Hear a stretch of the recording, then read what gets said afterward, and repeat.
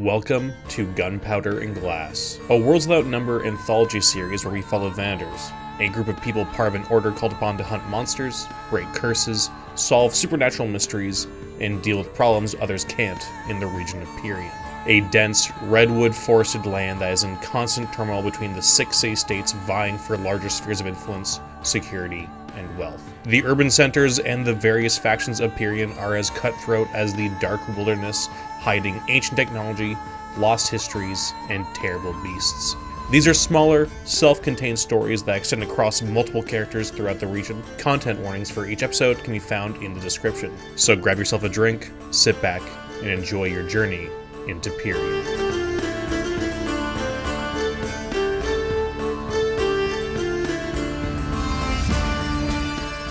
Alright, welcome everybody to Martin's first Gunpowder and Glass episode.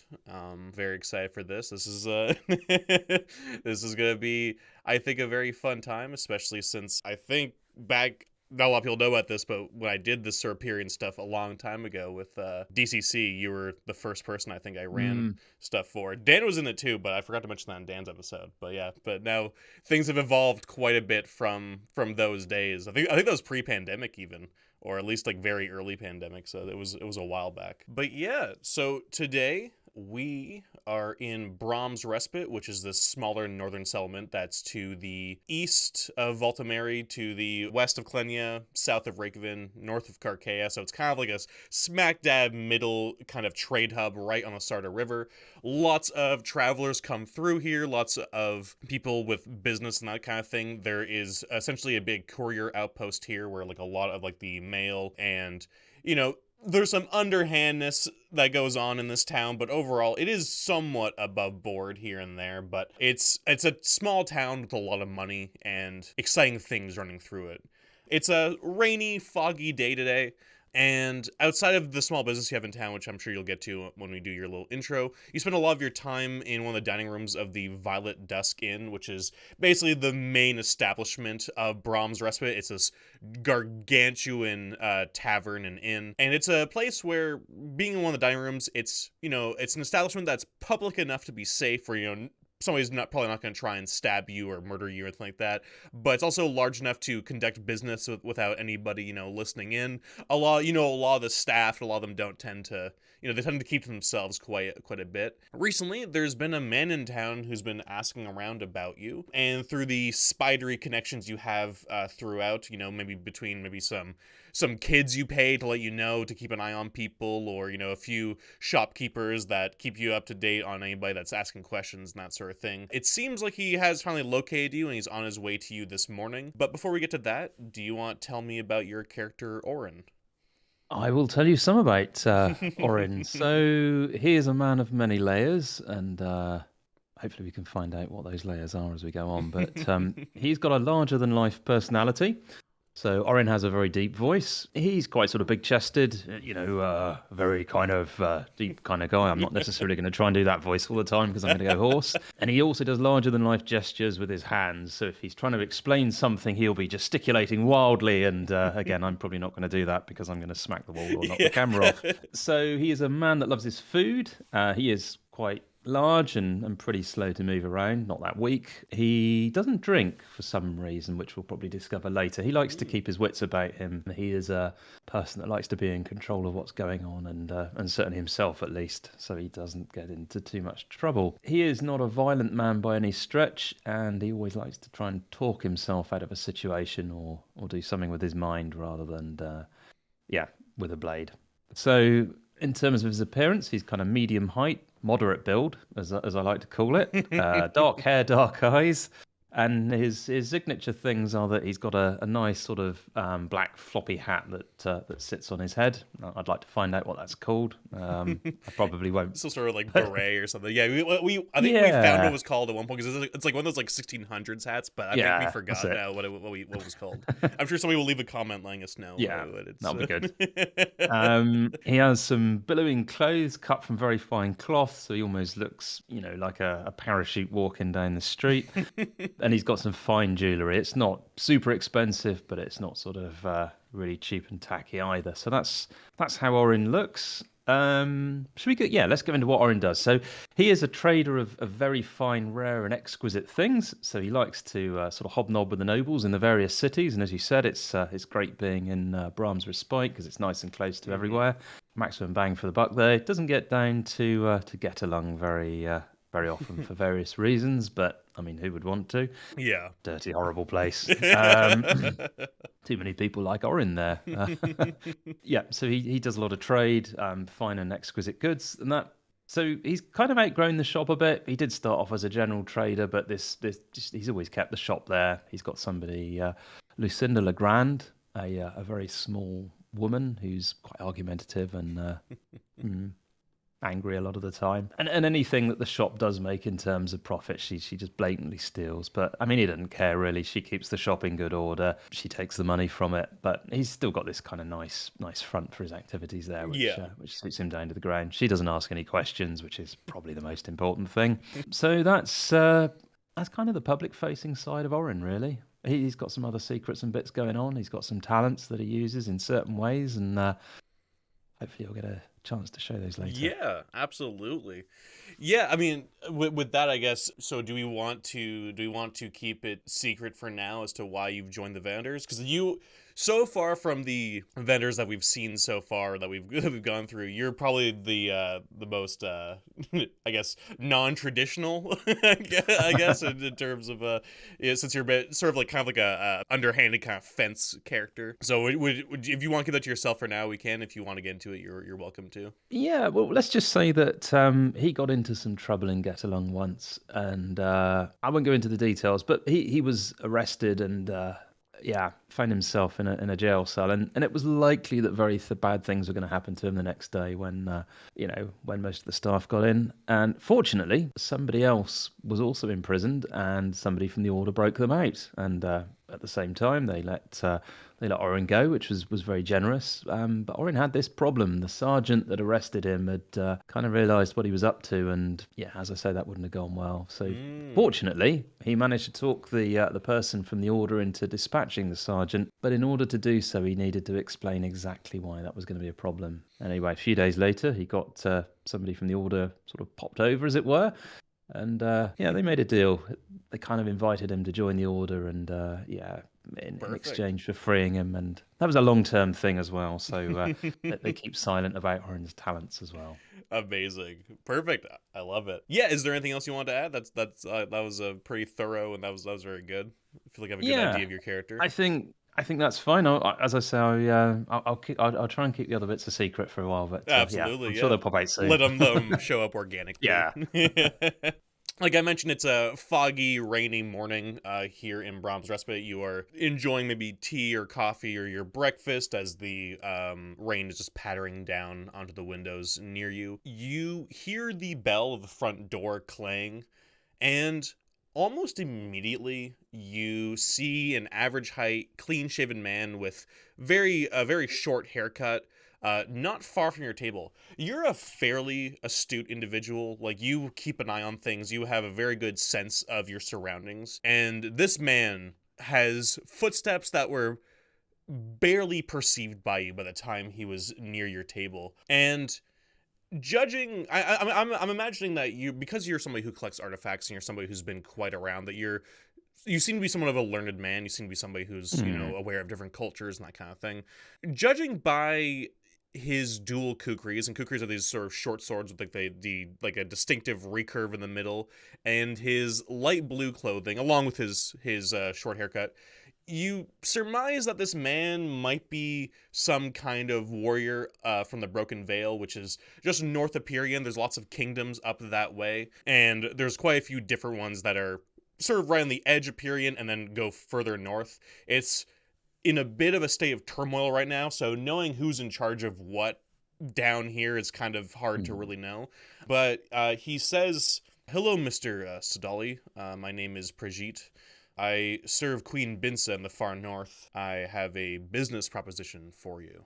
May I sit down?" But of course, before all that, can I offer you some breakfast? And he gestures to one of the the serving people. He says, "Oh, absolutely, that'd be wonderful." And he orders like a coffee and orders just like whatever they have on the menu for today's breakfast.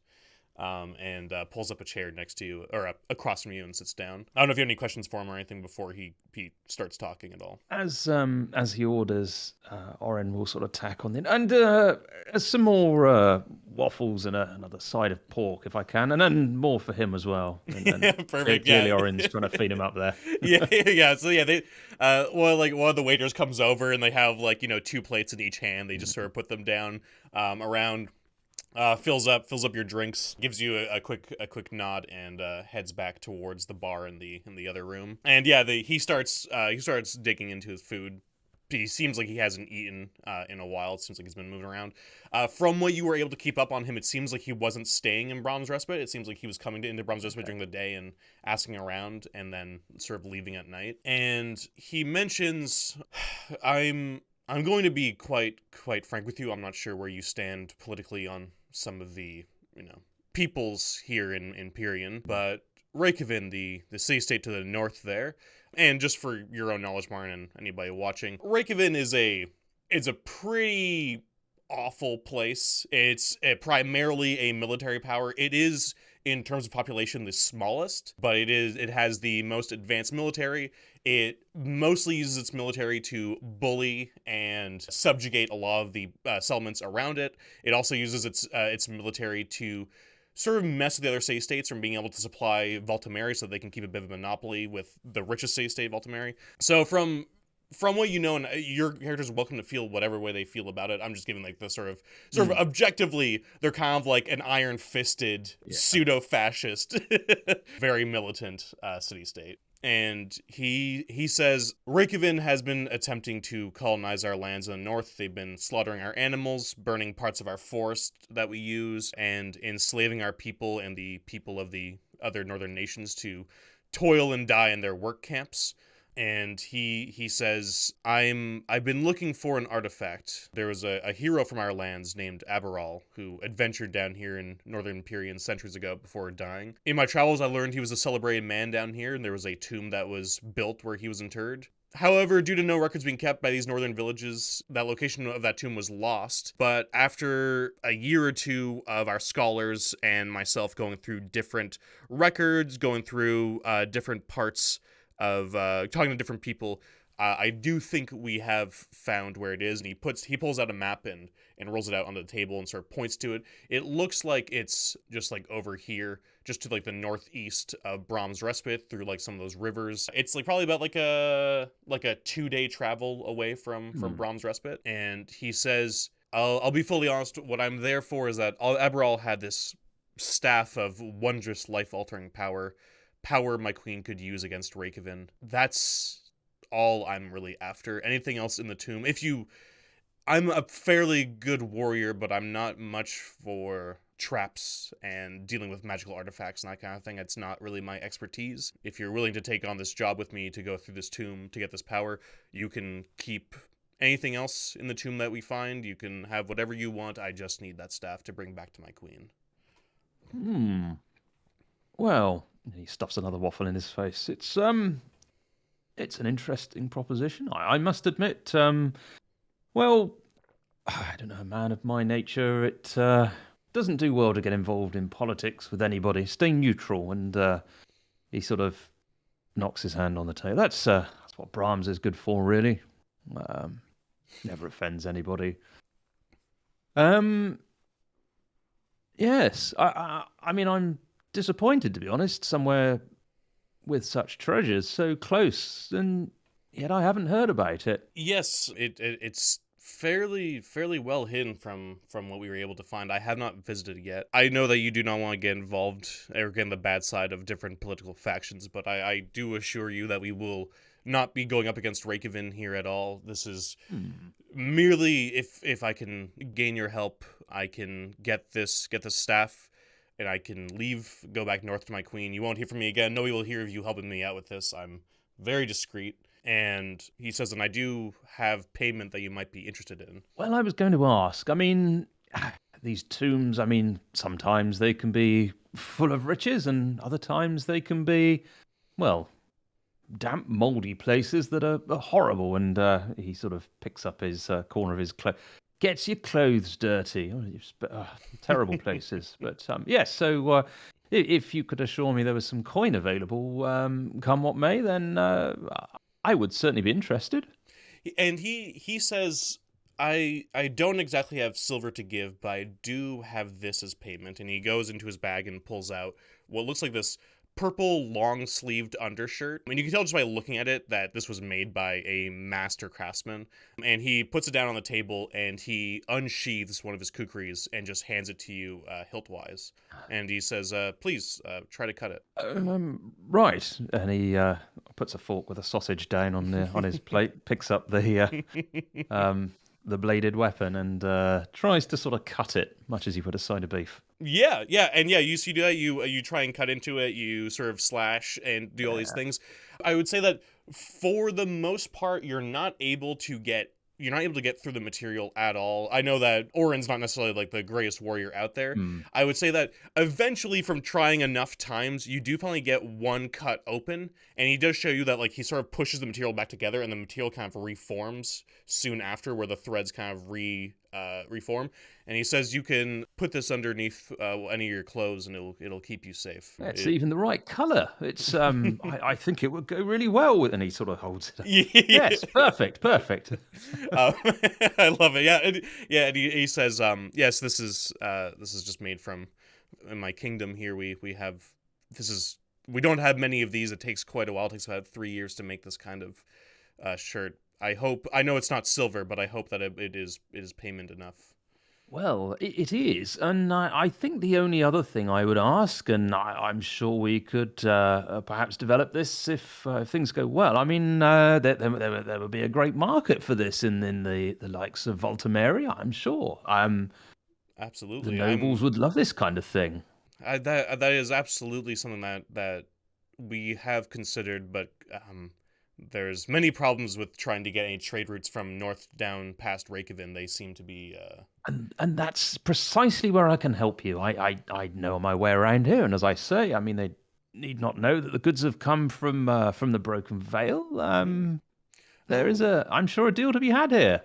He says absolutely. I will if that can be part of this deal, and I would absolutely speak with some of our merchants and my queen, and I think any money that can come back to us would be of great help. We're always in need of more warriors and more wealth to fight back Reykjavik. That would be very, very good for us. Absolutely. Yes, an ideal relationship. We both win. Yeah, he seems from what you can tell by this man, he seems to be like considering it, where it's like it's obviously not his call to make, but he's just like, that's I mean, I see nothing here that seems wrong with that. That seems like a good thing to do. And he says also, I'm willing to give this to you if you accept the job now, so you can have it for our job into the tomb. And just so you know, Martin, mechanically it's going to give you a base AC of 16, where it just sort of keeps you safe. It's not like impenetrable, as you could tell, but it seems like overall it's very hard to cut through. It's very, very fine. I would say honestly, even you're somebody who's dealt with a load of stuff. I think you were a merchant once, correct? Or were you? Yeah, and he still does deal in sort of fine clothing and that kind of thing. So yeah.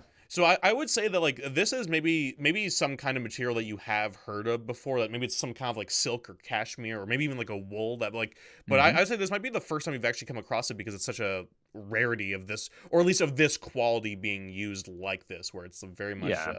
It's not a common sight at all. But he says no, absolutely. I would love to speak with the merchants there and see if we can arrange some deals to get more stuff down here. That would be great for us. And he lifts up his mug of tea and sort of gestures towards the cupboard.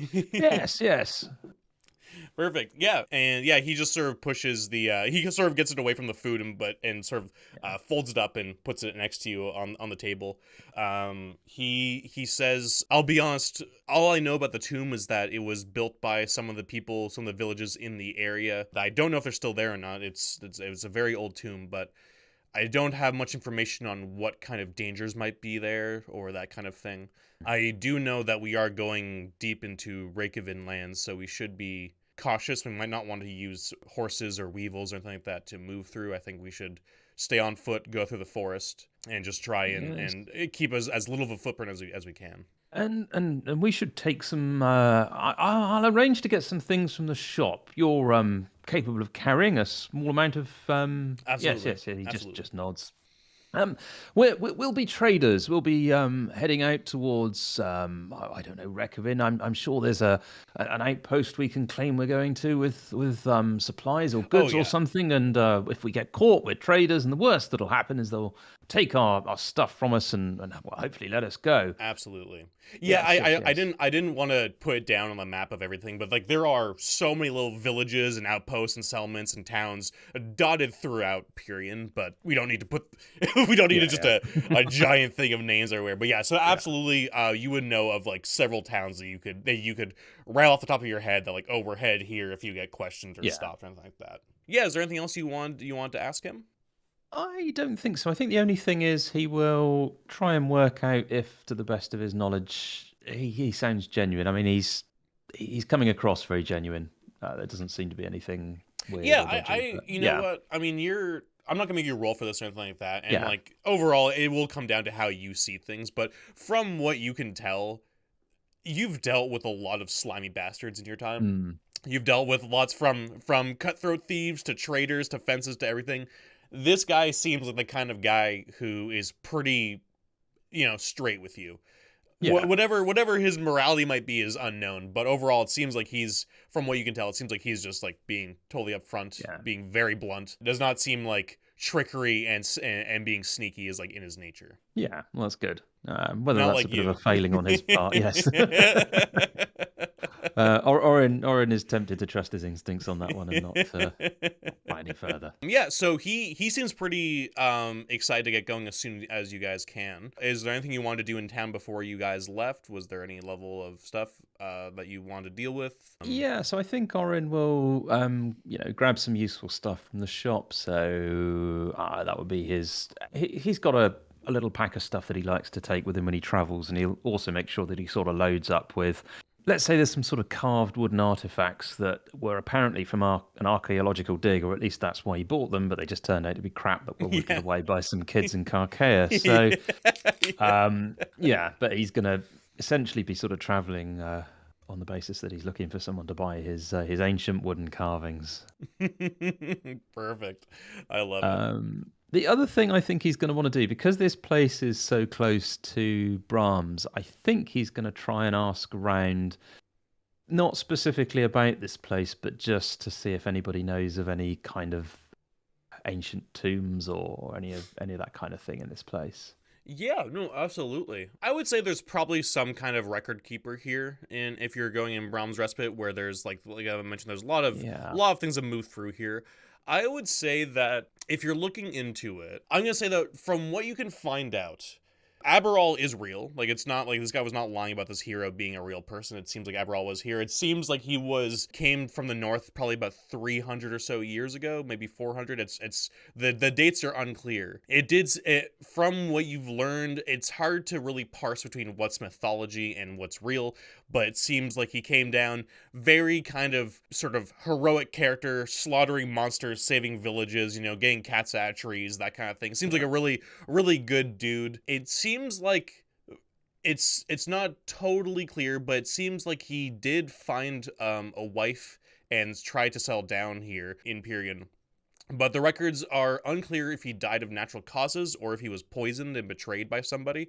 It seems like perhaps some of like the people that he sort of pissed off earlier in life finally caught to him. So, like many people who live by the sword, he did not get to die, necessarily peacefully. But it is still unclear if that was just like, oh no, he just got old enough where he died, and that was the nice thing, or if it was no people. Historians, when you're going through the book, it's like there's all these arguments for like no, but the body was found this way and that way, and there does seem to be a tomb that he was interred at, but like Pyrrhion mentioned, it seems like where that exact location was lost. But from what you can find, the location that Pyrrhion has is probably correct. Yeah. From if you're cross-examining the map that he has and like all the information, it seems like overall you guys are on the right track. Cool. Sounds But yeah, good. yeah. And nothing horrendous in the kind of surrounding area that would be obvious. I'm guessing not, but I would say in terms of current events, from what you're looking at now, there's been, as I mentioned earlier, there's been a huge push from Reykjavik, really exercising their strength on a lot of the surrounding settlements who are starting to push back, because a lot of them are basically being taxed to hell, having to pay huge tithes of both people and money and goods and that kind of thing, where it's a really brutal living, and a lot of them aren't really getting anything in return anyway. There's not really protection against bandits and monsters and things like that, so a lot of people are starting to push back. So the northern part past Brahm's Respite is in sort of a state of flux where things are not great. There have been outcry from some of the other city-states basically talking about how this is like a humanitarian crisis that's going on here, but nobody's really doing anything about it because, you know, everybody's got their own problems to deal with. So from what you do know is that this is not a war zone, but a pretty rough place. Yeah. A lot of people being slaughtered here. Well, Orin thinks to himself it's no more dangerous than what he normally gets involved with. So, yeah. Yeah, so you grabbed all your gear that you needed. You load up stuff onto Brigitte as well, just so that he looks like he's also a trader with you with whatever else he has, and maybe it also took off some of the load of some of the dungeoneering supplies that you grabbed. All right, you ready to set off, or is there anything else that you want to do in town? I think that's all. Okay. Sounds good. Yeah, so you guys move out north. It's still pretty early in the day by the time you guys are leaving. And the rain and fog is coming down. It's kind of nice because it's kind of like it's a bit of a warm day, but that rain is kind of nice and cool. The fog also is nice and obscuring. Oh, I need to give you that that shirt. All right, yeah, so it fits snugly. It's super comfy. It's really nice, and it's also not like, it's noticeable if you want to leave parts of your outfit open so that people can see it, but it fits underneath your normal clothes pretty well, so it doesn't if you don't want it seen, nobody will notice it. Not that anybody would really know anything about it other than it being a shirt, really, even if they did see it. Is it sort of flexible? So if, for example, he was to, have a bit of a belly, did you think this thing would sort of mysterious? Yeah, very absolutely. Good. Naturally expand it's him. perfect. It's very snug, and like at all, you're like looking in the mirror, and like at all points, it makes you look really good. Like it seems to really fit your form in a way that looks good. You know, as a guy who's gotten bigger over the years, some shirts just do not look good on me anymore, and this I know what you mean. does look very nice. Yeah, exactly. No, you're actually quite impressed with it, and like I said, very cozy. It seems to be like very breathable. Yeah. It's a really nice material. But yeah, you guys set off, and overall, Prajit's not much of a talker. You might bring up a few subjects here and there. I don't know if you have any questions for him if you want to ask him about anything, but he seems overall just sort of he seems to be like trying to track through the forest a lot, where he's like, okay, I think we have to go this way, and like he's checking out parts of the trees and keeps basically moving and seems very like intent on not wasting a single second that can be wasted, you know? I think Orin is also a man of few words. He can certainly do conversation if he needs to, but right now, I think the strategy he's going to take is he's going to let Brigitte talk, not try and lead the conversation anyway, and just see what he says, if anything. So, yeah. Okay, perfect. Yeah. Overall, Brigitte doesn't say too much. He asks you maybe a few things about yourself, because he's heard about these Venators and this Order of V, and he's kind of just wondering like what is that, and like where are these things. And he has a bit. He seems to be mostly curious about some of the cultural differences from people in Pyrrhion compared to people from his kingdom. Not in a disparaging way. It doesn't seem to be like, you guys do this is weird as hell, like we do this. So we're just like, oh, like I hear like there's this thing, or like, oh, there's this food that you guys have, and blah blah. Like, I was about to say, if anything, if the conversation gets difficult, Orin is definitely going to bring it back to food and start to describe his favorite dishes. Well, do you have any spice up there that's unusual? And we've got all these spices. Is there any chance we can trade? And there you go. You sort of funnel it back into that kind of thing. And they do mention certain things. There's certain boozes that come from the north, where there's kind of like an ice wine that they have, and things like that. So there's a few things where you're like, oh, there's actually like, other than the materials, there's a few different like herbs and like alcoholic beverages that could definitely be sold down here for a premium. Cool. Yeah, so Orin is definitely making out that he's very interested in trade. Perfect. Yeah, I like that a lot. always the businessman. That all fits. Yeah. So you guys, not much happens over the course of this. You guys are going through, like I said, you're being very careful. On the second day, the rain lets up, and you guys get closer to the tomb, probably around, we'll say, like 3 to 4 p.m., and you move through the trees and come to a clearing before where the tomb is supposed to be, and you see what looks like the remains of some kind of battle here. You're seeing loads of bodies on the ground, and it looks like probably about 40 to 60 people dead on the ground here. You see hidden, but because you're kind of looking for it, wasn't too hard to find. On the other side of this clearing, all the way at the end, you see kind of this like mound, and in that mound you see what looks like some open stone doors. It looks like it's one of those, like, you know, those classic kind of like tombs that was sort of built into like a hill, where like it Yep. kind of became a hill over time. It kind of looks like one of those. Prajit looks kind of not. He's somebody who's seen a lot of dead bodies, but he looks very like, not like horrified, but definitely like squinting his eyes at this pretty, you know, horrid scene. Brigitte, do the okay? So there's a question first. Do any of these people look like they're wearing uniforms? Are there any sort of common regalia, any pins, any badges, or hats? Yeah, Anything really? Yeah. you walk up, like if you walk up at all to check this out to Hmm. see, this looks like it's mostly civilians. You're seeing women, children, men who are just in normal attire. You're seeing like carts that are broken down on their side. Looks like any goods that were in those carts have been taken. Maybe a Hmm. few sacks of flour are sliced open and like open on the ground. I would say if you want to give me a notice check, you Yeah. can. Yeah, Prashid's kind of looking around the battlefield with you here, though it looks like more of a slaughter than a battlefield. Oh. 7. Okay.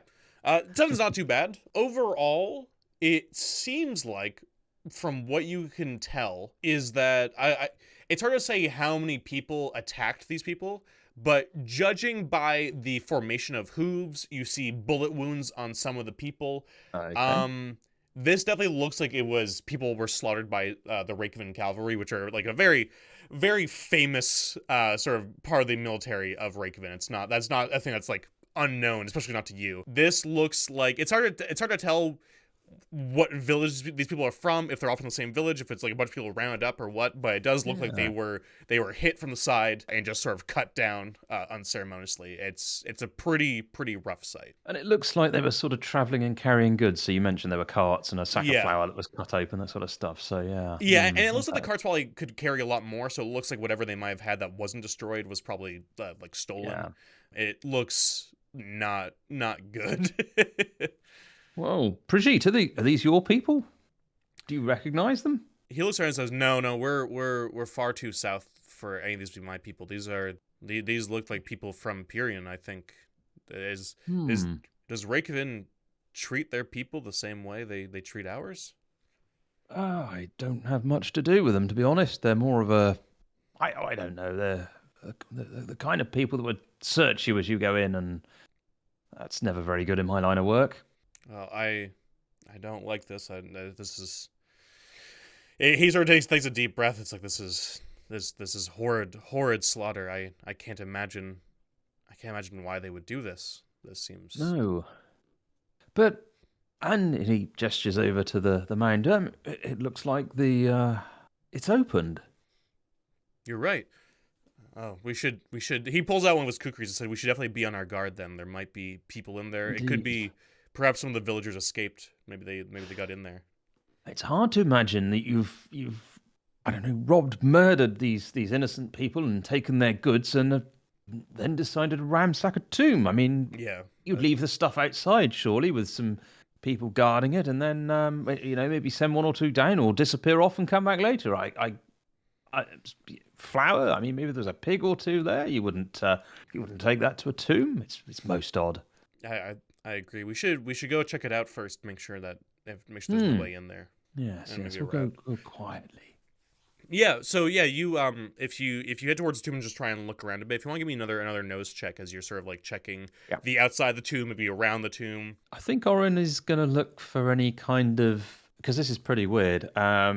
It's hard to imagine a situation where they've just killed a load of villagers, taken a whole load of stuff, Yeah, and decided to plunder a tomb. So there's something not quite right here. He's going to be looking for maybe some sort of sign, some sort of tripwire or something like that absolutely. somebody may have put in place. That You know what? I'm not gonna actually make you do a nose check there. I'm just gonna. okay, Well, I mean, you gotta love it anyway. But like, so you're pretty good. But I yeah, think there's nothing here that's gonna like. It seems like nobody's gonna jump out at you. None of the bodies are jumping up and like attacking you or anything like yeah, that. So I'm yeah. gonna say that you have time to look around. If you're taking the time to give a thorough look, you don't find any traps.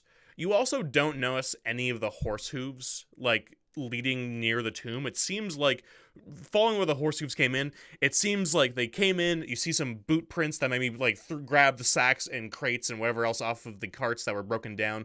It looks like the weevils that were carrying them have been also slaughtered. So it seems like they were grabbed, and whatever attack happened here was like a flash. They smashed into the people, grabbed whatever they could, and then ran off with whatever. So it seems like it was just a smash and grab. However, in the tomb, you see what looks like drag marks and also pretty big humanoid like feet, but definitely not human feet that came from the tomb and then Ah. went back inside. You see, it's probably about like, it's hard to tell how many, but definitely at least a dozen people were dragged into the tomb. He points this out. Brigitte, I hate to say it, this could be worse than it looks. Yeah, he looks at what you're pointing at and he says, I think you're right, but Do you I think someone's been feeding? I I really hope not. I don't. I would really prefer for this to be a quick job, but Yes. I think he says I need to get in there. However, I think we can take our time. We'll be safe, but I need to get that staff. I think whatever these are, I think we might. I don't know. Maybe we can get a surprise on them or something, or figure out what to do about whatever these Yes. are. Well, I don't know. If you give this some thought, I think they'll be back again, don't you? I don't think we've seen the. I mean, there are people here. I know it's a little bit macabre, but there are people here, and I'm pretty sure that they'll be back again. What do you think? I think you're right. There's a very good chance of that. But he looks around. It's like it looks like there's maybe about a dozen people that have been dragged off. Who knows how quickly they'll get back for more bodies? However, I only count about 3 to 5 different footsteps of these creatures. Hmm. I don't know how many of them. They might come back. Maybe they're Well, nocturnal. They might come back at night. that's what I was thinking, and we could. Well, I don't know. We could prepare a surprise for them. I like that. I think at least if we're out in the open, then that is something that could work. Well, even I don't know. I've got some. We bought some oil with us here, and Orin taps his pack. We could. Well, I don't know. Maybe rig something up. Okay, at the entrance here. Yes, yes. If we hide the other side or just alongside the mound, just trying to picture it, Yeah, they can come out and get the bodies. We'll leave them to their devices, and whilst they're doing that, we can. I don't know, maybe put some sort of rope up, and difficult to say. If we is there a place to stand sort of on the top where yeah. Like yeah, there's okay, like a door like right like if you look at imagine like a hill. There's like a door like on yeah, like the floor and like the sort of side. You could probably stand above the door. Like you could probably like lie down on like the uh, mound yeah. above the doorway. Yeah. So I think yeah, the idea would be to try and maybe not. What's the best thing to do? No, so yeah, we'll keep it simple. So we could stand above or lay on the thing above the door, get ready with the flasks of oil, Yeah. and yeah, basically firebomb them as they try and come I back. like it. Yeah. So are you making like Molotov cocktails ahead of time to like light them and throw Yeah, them down? yeah. Okay, sounds good. Yeah. Yeah, that works for me. How many flasks of oil do you have? Only one flask of oil, but it does say that one flask of oil is a pint, which is a quite a lot of oil. Yeah, so I would say from that, maybe going through like maybe one of the carts, there's maybe like some bottles of like maybe Yeah, some yeah. like cheap beer or something that's in there that you can like pour out most of it, like fill up maybe like I would say with a pint, I'd say you probably fill up 3. I'd say because you sort Yeah, of need only like halfway. Maybe you throw in some soap or a few other things in there to try yeah. and like get it mixed up. You put the rope or like the cloth in there, and you get like also you have 3 Molotovs here, That's cool. and I'll And say the well, idea is just to get an advantage, not to. yeah. Yeah. Yeah, I'll say each one just does like a d6 damage. I Yeah. think that seems fair. Yeah, so you're basically trying to get like a surprise round where you just throw these down at them. Basically, they won't be expecting it, so Okay, boom, I like Molotov it. cocktails, get a bit of fire damage going. So I yeah, love it. Yeah, so yeah, you guys get ready. You wait on top of the hill for a few hours. You keep a lookout for things. It seems like the battlefield's pretty quiet. There's no noise. You hear like some birds here yeah, and there and some of the wildlife outside, maybe some crickets as like the night falls. But overall it seems like this Reykjavik cavalry is not coming back, it seems like, and nobody in the battlefield seems to like get up or anything like that. It seems like everybody's clearly slaughtered. And I would say probably around like 11 p.m. or so, like around when like the night's really getting going, you hear these like slapping of footsteps on the stone coming from within the tomb, and you hear a gruff voice saying, "Feeney, Eustace, I need 3 or 4 more bodies. Go get them now. We're gonna need them for our next dish." And you just hear 2 smaller voices go like, "Yes, chef!" And they start, you hear the footsteps getting closer to the entrance of the tomb, and you see 2 creatures exit the tomb, and I'd say you would probably know this from you're a worldly man. These look to be 2 small, kind of like probably like the size of like maybe like 5'2", 5'3". They look like pretty short for humans, but they're these smaller like green frog-like humanoids that are called grennies. They are these man-eating frog people that are home to, people say, the like underneath the earth in Pyrrhion, and also some people say they're from Boira. Nobody's really knows for sure, but overall they're known to be like not vultures, but they are known to buy like corpses and human remains for their own like eating. They don't tend to attack humans overall, but they have been known when really hungry to attack live humans for their meat. So yes, these two creatures leave the tomb, and what do you want to do? I mean, they look like they're probably gettable. They're 5'2" ish. So yeah, Orin's gonna sort of wave and signal and suggest that as they come back. I mean, I guess if you're dragging a body, you're probably sort of looking at the floor, Yeah, head down, getting on with the job. And as soon as it's sensible, Orin will light up a cocktail or maybe 2. yeah. Well, we got 3 of them. Hell, yeah. So I think we'll keep 1 in reserve and 1 each on these on Fenny and Eustace. Yeah, so you see Fenny and Eustace are coming back. They seem pretty strong. They have a body over each shoulder, and they're just like running, and like their little feet are slapping against the ground as they're heading for the entrance of the tomb. Yeah, they definitely don't know. So I would say like you probably light it just as like their like line of vision isn't gonna see like a light of a Molotov. And yeah, you can throw them down. That's just gonna be like a dexterity attack roll. 1d20, so I've got no dex bonus or penalty, just he's got a dex of 8, and shoot is -1. Oh dear. That's a 1. Throws it back. Let's go when he throws it backwards. Yeah. It like, I imagine like it smashes right over the tomb. Like you did that thing where you held on a little bit too long and just smashed above the tomb, lighting it up. Prajit just hits one of them, so he's just gonna roll his damage. Cool. So he does damage, but he doesn't kill it. But the bottle smashes over, and it seems like a lot of it mostly hits the body that's on this granny, lighting it up. But also, then you hear them like, "Ah, chef, we're under attack!" And they drop the bodies and just run into the tomb. It looks like one's on fire, kind of just putting himself out. And you hear like that booming voice like, "Get back in here, move, we'll get back to our camp." And you hear the footsteps like move further away, deeper into the tomb. Oh, okay. I thought they were going to come out then for a minute. So Orin also They didn't seem to have seen you. Like they got like you attacked them. They just booked it in there. They seem to be. So Orin will say to Prajit, "Well, I think now might be the time. If they've retreated inwards, we can. Perhaps the outer layers are a little safer." Yeah, he says, "Yeah, but our cover's now broken, so we might need to be quick. If we see them again, we might just have to run. Be very yeah." Yeah, so he jumps down. Like a lot of the tomb now is kind of lit up a little bit. A lot of the dead leaves and roots and other things are now lit up from your Molotov that hit right into him. Perfect. Yep, this is good.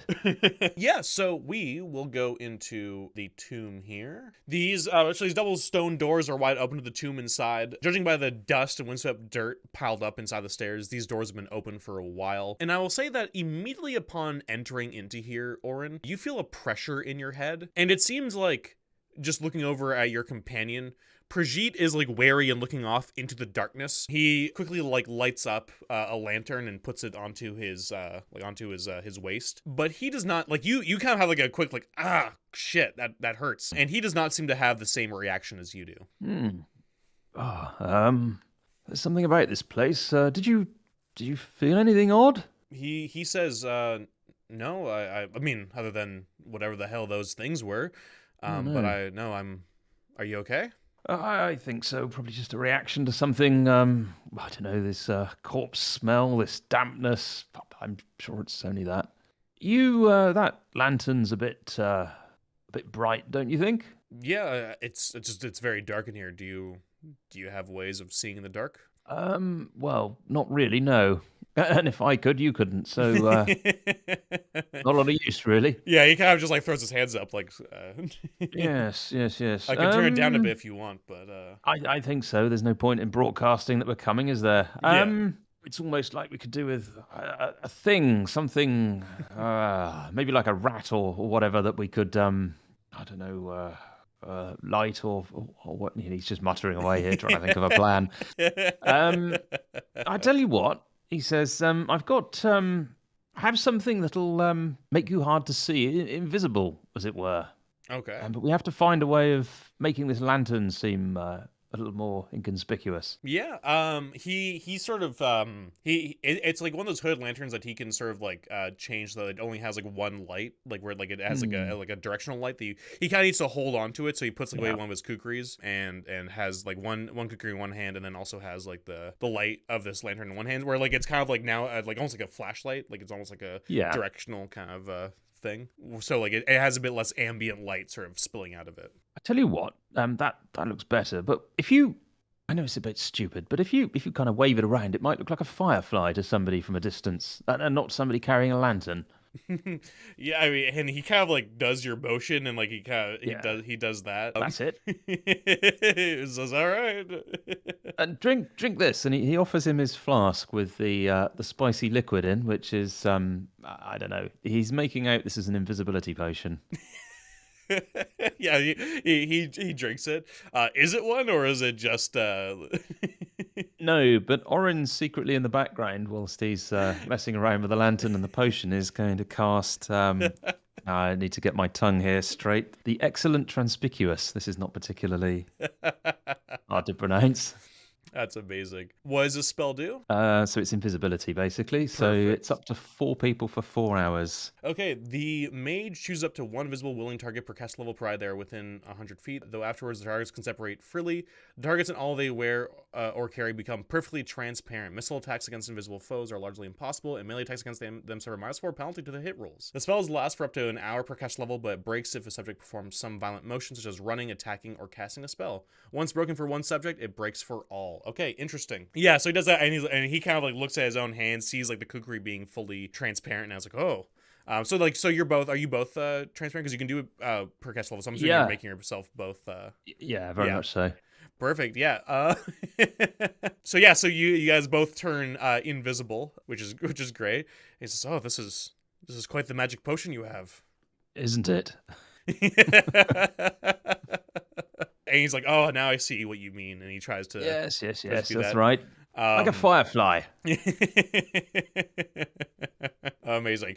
Yeah, so I'll say, just in terms of the mechanically, you're able to use this light to see. You might need to go a bit slow as you're kind of like looking around with it, where you kind of have to like fan it to see everything around you. But you're now in the entranceway here. I would say you were able to see it from the lantern at first that it looks like the hallway stretches out in front of you to the east, and then it looks like it goes up north. But you also see what looks like a little alcove directly in front of you down the hallway with what looks like a stone table and some glinting gold on it. So what do you want to do? Well, he's whispering. I I'm not sure I trust a table with gold on. Do you? In the entrance to a tomb? Yeah, he says. I mean, you're the expert, but I don't think that's a No, very no, safe no, no. bet. No, I think we'll give that one a miss. Maybe we could look at it on the way back, but no, not for now. Yes, so we'll ignore that and head east, Yeah, being sounds good. very attentive. And yeah, so you go over here, and you're noticing that there's all these bloody drag marks onto the ground. It seems like the bloody drag marks lead into this other alcove that's just again to the east here of this northern hallway. There's some pillars there. You are noticing what looks like some bodies on hooks. What do you want to do? There's a path north of you, and then there's this alcove with the bodies in it. Brigitte, I think we should give that a miss. They've obviously been there. I suspect, I don't know, looking at these bloodstains. In fact, let's see if we can see any tracks to the far east, and we'll just have a look for tracks on the ground. Yeah, if you want to just give me, we'll say, a notice check. It seems like there's no sounds nearby, but we'll see if you can notice anything, how much time that might take up. Okay, 12, perfect. No, this does not take you any time at all. You see, like, in the, I would say, the dust and dried blood, you see those same sort of frog-like footsteps lead up north to the north hallway. Right, so we'll head east, I think, to start with. Okay. Oh, in this, that's the table here That's the table with the there, gold on yeah, it. and then Right, there's okay. the Yeah. alcove with the bodies is just northwest. So we'll carefully have a look around. Yeah. And can we obviously see anything past the alcove or not? I would Just an say you alcove. can look between those pillars there. You can see into it. If you want to move your character up another step there. There we go. Yep. What you can see in there, like I mentioned, looks like about half a dozen bodies on hooks. It looks like they've been sort of sliced open. They've been sort of moved in a way where like a lot, it seems like their blood is dripping down into these bowls underneath the bodies. It seems like they're just being drained. None of them are alive, clearly. They look like they're like, judging by the rags and things on the ground, those look like the villagers that were from the battlefield there. And yeah, it looks like they're being drained of their blood. I'm assuming that's a pillar, that one there, is Yeah, it? it's a pillar, yeah. Yeah, okay. Yeah, it's just Yeah, a big there's black three square pillars here in front of the alcove, yeah. Gotcha, yep. Well, I don't think we should mess with the alcove. I'm gonna just take a quick look in here and see if I can. And I'm guessing this room's just a fridge basically, or a larder. Pretty much, yeah, Yeah. pretty much large. Yeah, it's there's loads of blood on the ground. It's a pretty horrific sight. Pyrrhion just moves up behind you, just sort of keeps watch down the Yeah. hallway. But yeah, you move in here, and yeah, like I said, it's just like a bunch of bodies on hooks. Do they all look fairly fresh, or do any of them look sort of out of the ordinary? Are there, like the one that might have been around for a bit longer, or different clothing? I would say they all look like they were killed around the same amount of time. Some look like they're a bit more damaged than others. You know, some like look like they were probably just shot. Others look like they were probably like slashed into with like a big axe or sword, or had their bones broken by like being run down by a horse. So there's some in a worse condition, but they all look like they were killed around the same time. Well, Brigitte, I'm going to assume these are villagers, and yeah, we should probably pay them no more attention. I suppose we should head northwards. Understood. So gonna try and look for tracks as well. See if we can work out where these devils have gone. Yeah, absolutely. You guys start to move north, and so you keep moving north in this hallway, and you come to sort of a hallway. It looks like to your right there is what looks like another alcove with a statue in it. Pyrrhion shines his light towards it, and it looks like something's dripping from the statue's face. And then also there's a hallway that goes down to your left. It looks like there's a few different ways to go down to your left there. So what do you want to do? Well, Pyrrhion, does that statue seem familiar? Anyone from your folklore? You guys look at it, and it looks like in this like octagonal alcove, you have this statue of a large man. There's a kukri in one hand, shield in the other, and you see this intricately carved staff slung on their back. And it looks like if you're sort of examining it this much, where you're shining lights, it looks like from its eyes there's blood dripping from the stone eyes onto the ground below it. Well, that's odd. Where's with the blood? He points. He says, I don't know why that's happening. It's just a statue of clearly that's Aberral, but I don't. Why is he crying blood? And that's not the staff on. I mean, it is the staff on his back, but it's not the staff. It's just a. Yeah, he looks replica. over towards and shines a light into it. It's like, no, that's just the stone. That's the stone cutting of it. I wish it were that easy. Well, you can but hope. Orin will sneak round the back of the statue and see what he can see. Yeah. Absolutely. Yeah. If you go around the back of the statue, there's no traps that go off or anything like that. You check around, it doesn't look like there's any sort of mechanism or anything like that that like would cause this thing to cry blood. It looks like, Hmm. from just judging it, you're quite the appraiser. This is absolutely just a stone statue. It looks like clearly whoever made it was skilled, but it was obviously not like, somebody who is at the best at their craft. It Yeah. seems like they focused a lot on like the kukri and the staff and the face, but there's a lot of other parts of this statue that were kind of like, were not their Yeah. forte when it came to like the arms and hands and that kind of thing. But it looks like, if you're looking at like, the blood's dripping out of like the open eyes of the statue, but you can't see anywhere where blood would be coming. Like, you can't see like a pump or like anything like that. It seems like it's Yeah. just Yeah. clearly some sort of weird occurrence. And I Hmm. would say that, like, as you're standing next to it, the pressure in your head is getting somewhat worse, where it just feels almost like a bit of a ringing. If you walk back from it a bit, it seems to like calm down somewhat. And just on examination, the statue, it sounds like it's been made by perhaps different people with different skill levels in different areas. Are there any parts of the statue that look like they don't kind of belong or perhaps don't fit together as well, or maybe even move? I think if you're checking around for that, I would say give me a notice check. It's pretty odd that it's bleeding, and yeah, 10. 10. Overall, the statue itself looks like it's, even though it's made from like sort of different parts and different skill levels, nothing really necessarily moves in it. However, you do notice like at the base of the statue, right at the front, like where like there's like a plaque there, it does look like you do notice what looks like a small sort of button next to the plaque. Ooh, does the plaque say anything? The plaque says, I would say it's sort of it's definitely the language here in Pyrrhion, but it definitely looks like an older version of it. But it does say Lord Aberall, hero of the people, husband of Alyssa. Brigitte, that button there, Yeah, he shines a light towards it. what do you think? He says, well, I think there's only one way to find out from what I know. Well, And it's those clearly frog- very well hidden. Like, it's not. yeah, It is not something that's easily seen. we've got those frog things in the other room, and oh, sod it, he says, and just stabs the button. Yeah, you press it and the plaque sort of swings open, and inside is a bit of like a kind of a macabre thing. You see what looks like a skeletal hand, and around the skeletal hand there is a wristband that, from the northern area here in northern Pyrrhion, is, instead of rings like you might see in other places like Baltimeri, marriage is usually done with these sort of wedding bands you put around your wrist or your arm. And judging by the intricate sort of cuttings of this silver and gold band, it looks like this is like a wedding band. And you're seeing from it, Brigitte kind of goes up towards it and he points out certain things where it's like, oh, these are writings from my homeland, and there's also writings in like the language in Pyrrhion. It seems like some sort of like a mixture of the two cultures being put into this one band. Ah, just like our expedition. Yeah, he lets out sort of like a little bit of a dry chuckle at that. So behind the plaque, there's just the skeletal hand, or is there? Yeah, it there just seems like more?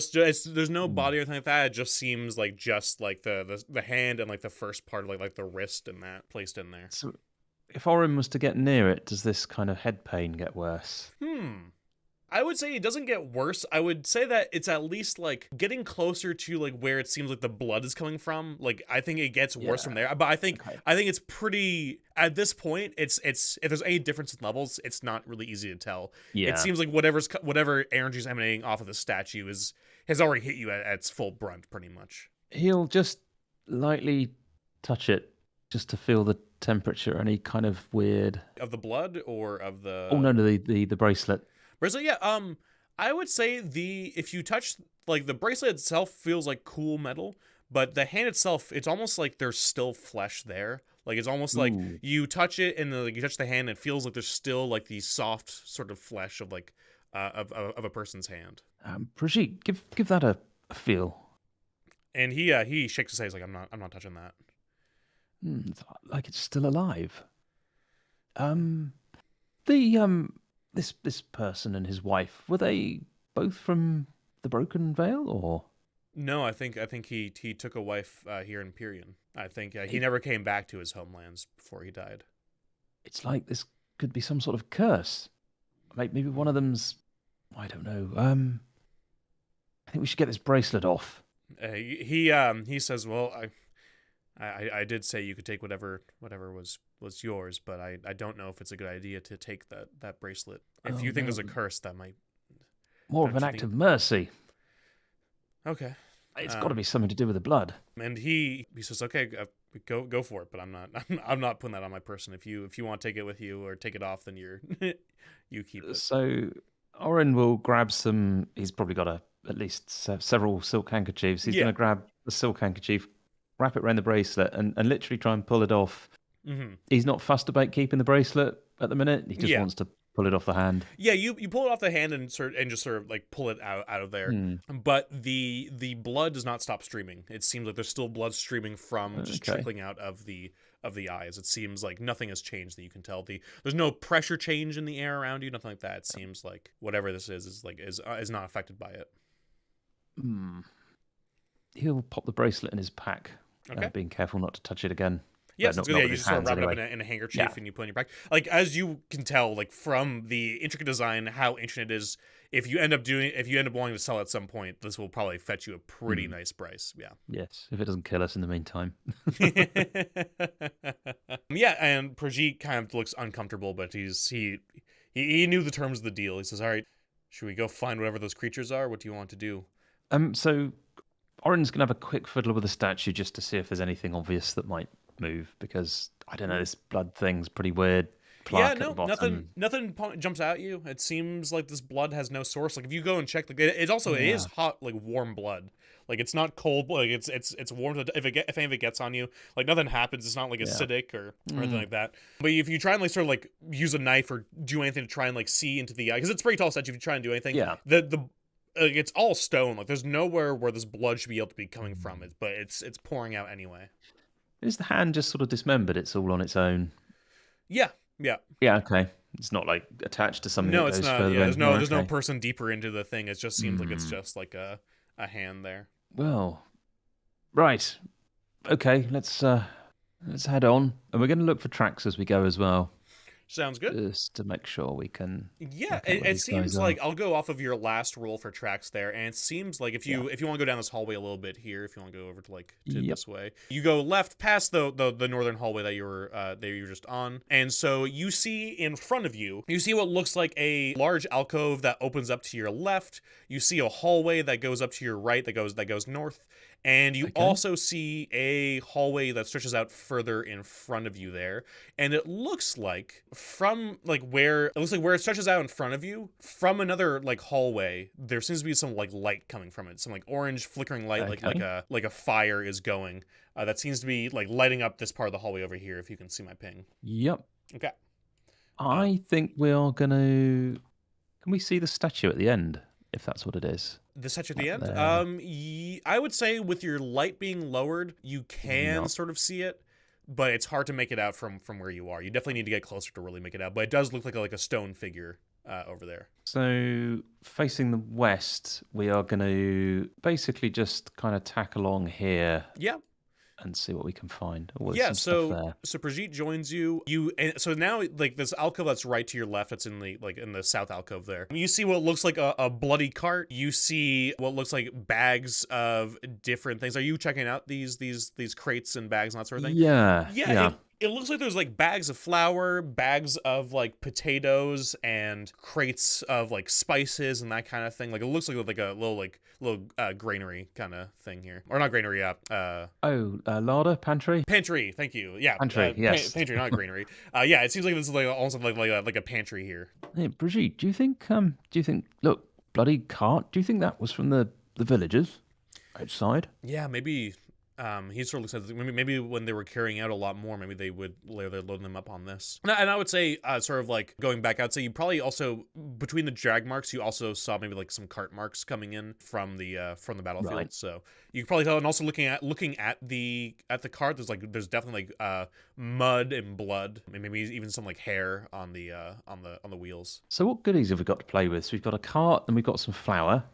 Yeah, so you got some cart, you got some flour. I'd say you have bags of sugar. I would say there's like a box of like, I'd say we'll go with like maybe some like high spirit alcohol, like really shitty stuff that you use for cooking, you know, that kind of thing where like you're trying to Yeah. like deglaze a pan, that kind of thing. So I'd say there's probably like maybe like 5 bottles of like grain alcohol. So the chemist in me knows that we've got like a ready-made bomb here. So we've Yeah. got, we've got the flour, the sugar, and the Yeah. alcohol. Interesting. So yeah, we'll have a good look over the stuff there and make sure there's nothing kind of hidden or hiding in it that we need to know about. Yeah, you look around and it seems like there's nothing that's sort of hiding in here. Brigitte Yeah. kind of keeps a lookout. He doesn't stray too far away from you, but he keeps a lookout. Right. So would we be able to move this cart without making much noise, do you think? Probably not. You are Probably not. invisible, Okay, but yeah. I think you can if you move the cart, it would probably be loud. Like it's a wooden creaky cart. And where do we think the tracks are? Do they kind of go north or The tracks go the northern hallway that's just directly north of this alcove. The tracks don't go that way.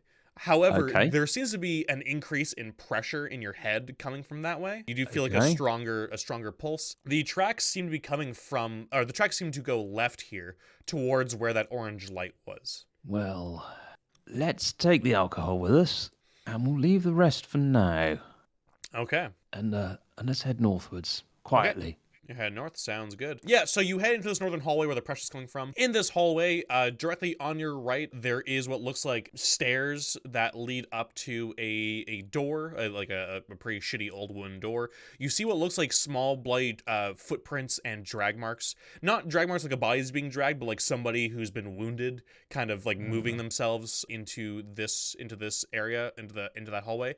And then also it looks like directly north of you, north in the hallway, there seems to be an open area that opens up into. You can't really see what the open area looks like from here, but you can just tell that like it seems to open up into a much bigger room than what you've seen so far. Well, yes, let's go north. Let's keep on, and we'll definitely we'll find the tomb soon, I'm sure. Okay, sounds good. Yeah, so you head north, and I'll just push you up just a little bit here just so you can see it. You head north and you're at like basically like a crossroads here. You see directly in front of you, there's large rough stairs that lead up to a large iron door with ornate designs.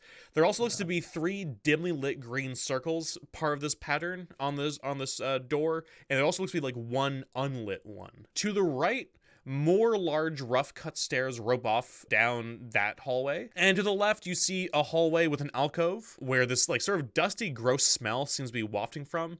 And you also see at the end of that left hallway, there is a wooden door. And from where you are, that wooden door looks like it has some newer planks put on it, and it looks like it has some like newer hinges. It looks like it's been repaired somewhat. Well, I think the place we're looking for is straight ahead. Orin will very gingerly approach the steps, looking for Okay. anything untoward. Sounds good. And he's Yeah. really interested in these green circles. Yeah. So if you want, if you're checking out those green circles, if you're checking out the door itself, if you want to give me, I'd say like a magic check. Yep, And you can use intelligence or wisdom, whichever you prefer. that's cool. So, ooh, Oh, 13. Ooh. Nice. So I'm gonna say that judging by you see like what looks like melted stone on the ground, like almost like as if like like if you ever threw like hot water or like hot oil like onto Yeah. like styrofoam or something that would melt it. It kind of looks like that on the stone, and like on as if it's dribbled down from like what looks like the unlit green circle. It looks like these are definitely some kind of trap that's put on the door here, and it Yeah. looks like some unfortunate soul was already a victim of one of them. Okay. Judging by like the pretty big splash of blood on the ground and also what looks like some melted stone. So Orin's getting the idea that the unlit green thing, is part of the trap that's gone off. Yeah, and it looks like So there's like 3 other greenlit We ones. got Yeah. 3 charges. Yeah, okay, cool. Well, yes. I don't know what to do with that. And are there any other markings on the door? Any other indentations? I would or... say there's like a symbol of like a warrior. Looks like he is holding a staff in one hand and a kukri in the other. Yeah. And I would say like the circles, like there's like a green circle like around his head. There's like one on his kukri, one on the staff, and I'll say like one on his chest, and I'll say like the one on his chest seems to be the one that's gone out so far. Right. Okay. And he looks at pretty. You don't know how to decipher this? No, nothing in the writings. He looks over towards it, looks at the markings. He says, "No, I'm not entirely sure. This is more like I know your expertise, but maybe we can trigger it somehow and run away, or perhaps But I'll be honest, I'm a little bit wary of potentially getting hurt by this when we have monsters behind us." They didn't see us, did they? No, I don't No, think they so. didn't. I mean, not like this. He Okay, kind of looks at okay. like his invisible. Oh no. Right. Okay. I tell you what. I think the answer to this may be in one of the other parts of the tomb. Although I'm sure this is where the staff is. Yeah, I think so as well. And is the head pain worse near this door than anywhere else? I guess. The head pain's not worse near. I mean, the head pain's worse here, like going further into the Yeah. tomb. But I would say the head pain that you're getting, the pressure seems to be coming from the right hallway, the one over here. And I would say you're looking at these circles, and I would say that you might be able to disable this trap to an extent. You do know, however, that there might be a way through it, a different way that's not disabling it. You do know that if you fail to disable this properly, that there's a very good chance you could get severely hurt. Killed. Yeah. So yeah, or killed, judging by the amount of blood that's on the ground here. So I would say that there is a chance you can do that, but you also know that there is the pretty big risk there. Well, okay. Let's head in this direction. Okay. Yep. And Brigitte joins you. So you head down into the right hallway, and you head down that hallway there, and it looks like there's like a door at the end. The door does look to be locked if you do end up going to that door. Let's do that. And you do have thieves' tools and that sort of thing, so if you want to unlock it, you're welcome to, or try to unlock it. He will have a good listen at the door and also feel the door for any kind of obvious temperature difference. Yeah, so both those things. Firstly, you touch the door, it feels warm. It feels very warm. In fact, not like it doesn't burn you, but there's definitely a warmth, like almost like you never ever had like a heater in a car where like it's kind of like a bit of a dry heat that kind of like you have to turn it down because it kind of like over time it just gets a little bit too much. It kind of feels like a little bit like that. And also putting your ear up to the door and listening, you hear what sounds like sloshing, like sort of like a liquidy kind of noise moving around in this room. And the head pain is worse here. Oh yeah, way worse. Okay. I don't think any good's gonna come of this. No, it's warm and no. Yeah, Brigitte nods. He says, "Okay, you're in charge here." So I think we will head back down the corridor to the south a bit and go up those. I'm getting stuck with. There we go. Cool. Yeah. And we'll head back up those steps. So I'm guessing that somebody possibly got injured and then decided to go up these stairs and close the door behind them. Yeah, so yeah, this is like it looks like the bloody footprints seem to follow here from the tomb door into up these stairs, and like the door does look closed. Are you going up to the door? Yes. Okay. Yeah. Yeah. So Orin's plan is to hopefully find somebody that's maybe a bit injured, in need of a bit of help, and perhaps they can tell him what happened. Yeah, so you go up to this door. Are you listening in? Are you checking like for something? Yes. Yeah, you listen in. You don't hear any noise coming from whatever's beyond this door. And it does seem like the door is unlocked, but it does seem like stuff has been piled up against the door. Not that's enough for you to not be able to push it open, but you're probably gonna need Brigitte's help to like together kind of like shove it open. And I would say that you can do that without a check, but it'll be loud and quick, or you can give me a check, but it might end up being slower. It's going to be end up being slower and a bit more of like a. Well, I think we'll definitely try a sort of slow move. So the idea is if there's something that's kind of piled up, maybe in crates on top of each other. Yeah. In theory, we should, if we push it gently, be able to just open it and just push the crates along the floor. Sounds good. Yeah. No, hopefully. I think that totally works here. So you're able to do it sort of just gently and slowly. If you want to give me a strength exert check, and I'll give you a +1 on this roll. Okay. From Brigitte helping you out. So situational modifier +1. And we rolled not 8. A terrible 8. No, 8's great. 8's definitely enough for this. So yeah, you are able to open that up. And you open up to this pillared room. And at the end of the room, you see a corpse just shoved up against the wall, kind of just sitting there. You see this corpse has a bunch of like rusted old mail on it. Like this is definitely an old, like looks like an old adventurer, judging by like the desiccated face and their, like I said, rusty armor. However, it does look like they have like a big wound in their stomach, and also there is a almost gleaming sword that's shoved into their throat that looks like, from the angle and from like their hand around the hilt, looks like they did it themselves. And the sword looks like it's still like in fantastic condition, not rusted at all, not stained. But it looks like he shoved it into his own neck. Orin will just very slowly close the door. Yeah, Pyrrhion stays there and closes it. He says, "Oh, that's looks like an awful way to go." It does. I will investigate, and he will get a bit closer. You get closer, you look around the room. This room seems to be empty. Like, there are the pillars. You kind of look around to see if anything's like hiding behind them and that sort of thing. But it looks like overall there's nothing in here except for this guy. It seems like he just sort of piled up detritus. There's some like, it looks like there might be like an old storehouse or something like that, or maybe like where like a lot of like the supplies for the tomb were put while they're making it. And so like the room itself is just shoved up with like old pickaxes and shovels and that sort of thing that you were able to sort of push out of the way. That doesn't make any sense. Why would you barricade a door and then kill yourself? You could just kill yourself. Why go to the extra effort? That's fair.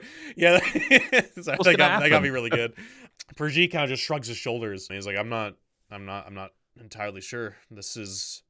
Seems very strange. And are you examining the body? Are you like, where are you doing in here? Yeah. So if you're looking at the body, I'm not gonna make you do any rolls here. The things that stand out to you, obviously, like I said, is that it looks like this was a self-inflicted wound into the neck with the sword. The sword is still in this man's hands, and right on his stomach, like right like where like his abdomen is. It looks like the armor that he has on was like melted through, and it seems like it was melted into like his stomach. Like it looks like from the damage to the bones there, like maybe like the bottom ribs and that sort of thing. It looks like this wound looked to be horribly painful, whatever it was. Yeah. It looks like from that there was like some severe trauma that happened on his stomach. It looks like probably like a slower death, dying that way maybe. Yeah. I think he was hit by whatever came out of that green thing. Right sort of height. I'm guessing it's the right sort of height for the green. Yeah. Well, this sword looks well, that would be a shame to leave it here. Orin will take the sword. Yeah, so you take the sword and you pull it out of the neck, and the sword has a broken end, but you can tell by like the weight and the size of it. Everything about it is so perfectly balanced. This is like a really nice sword. It's also a very old sword, so even if it doesn't find use for you, it's probably a pretty good sale. Yeah.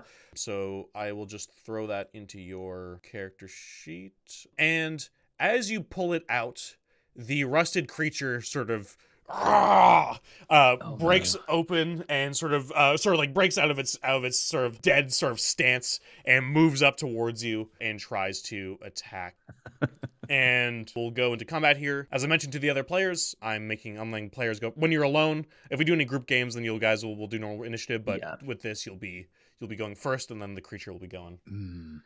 So was it this creature that put the sword in him, or was it someone else? Sorry, I described that really terribly. The guy who was stabbed comes to life, is what I was trying to say. He sort of breaks out of his stance of like just being like a sort of like a dead guy sort of pose. So this is the rusted guy with the sword in his neck is the one who came to life. I'm just wondering if he killed himself or whether it was someone else now. I see what you're saying.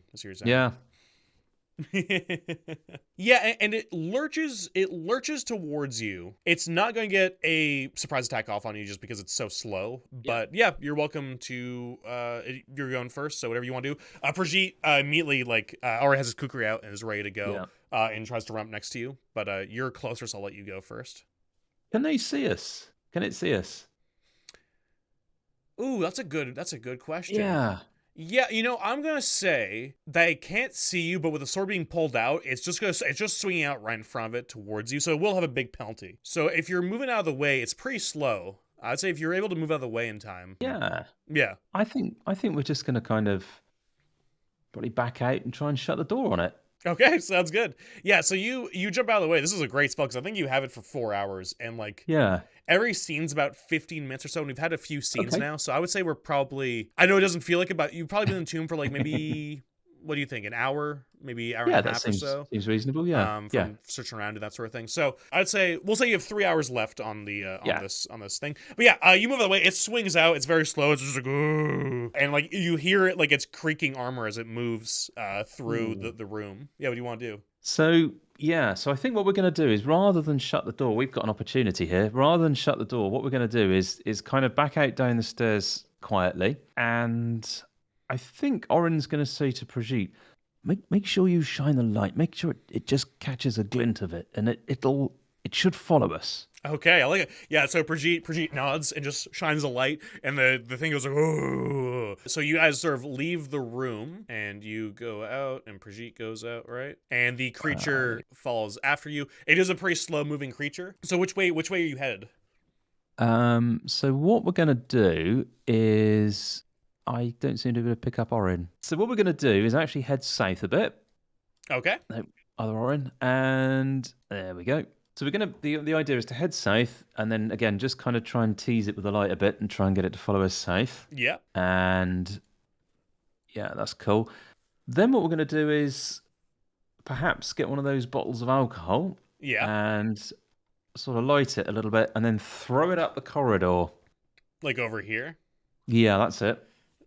Okay, And sounds good. hopefully it's gonna go and say hello to the frogmen. Sounds good. I like it. Yeah. So you light up one of the alcohols, and you throw it over and smash in the fire. And you hear like, "What the hell?" You hear some voices being like, "Protect us, boss! Come on, please, chef, protect us!" And you see the fire goes on over there, and the creature starts moving that way. Nice. And as this creature moves over this way, it gets lit on fire as it goes through the flames. So I will just roll d6 damage on it as it walks through the flames. Okay. It's still alive, but it is on fire. And you hear that same deeper voice being like, "Where'd this thing come from?" And you see these like purple jets of flame shoot out from the alcove into the creature. Definitely gonna hit. I think this is the first game where I'm actually rooting for the zombie. Yeah. You see the zombie just gets absolutely annihilated, just right up against the wall as this like jet of purplish flame fires off into it and just slams it against like the back wall here, and it just goes like, "Ugh," and it just drops down, fully dead this time. Yeah, and you see two of the little green grannies run over to like this side of the alcove, and they start grabbing like blankets or whatever and start like trying to put the fire out. And you hear one of the voices go like, "Oh, we're never gonna get these dishes back with everything going on here.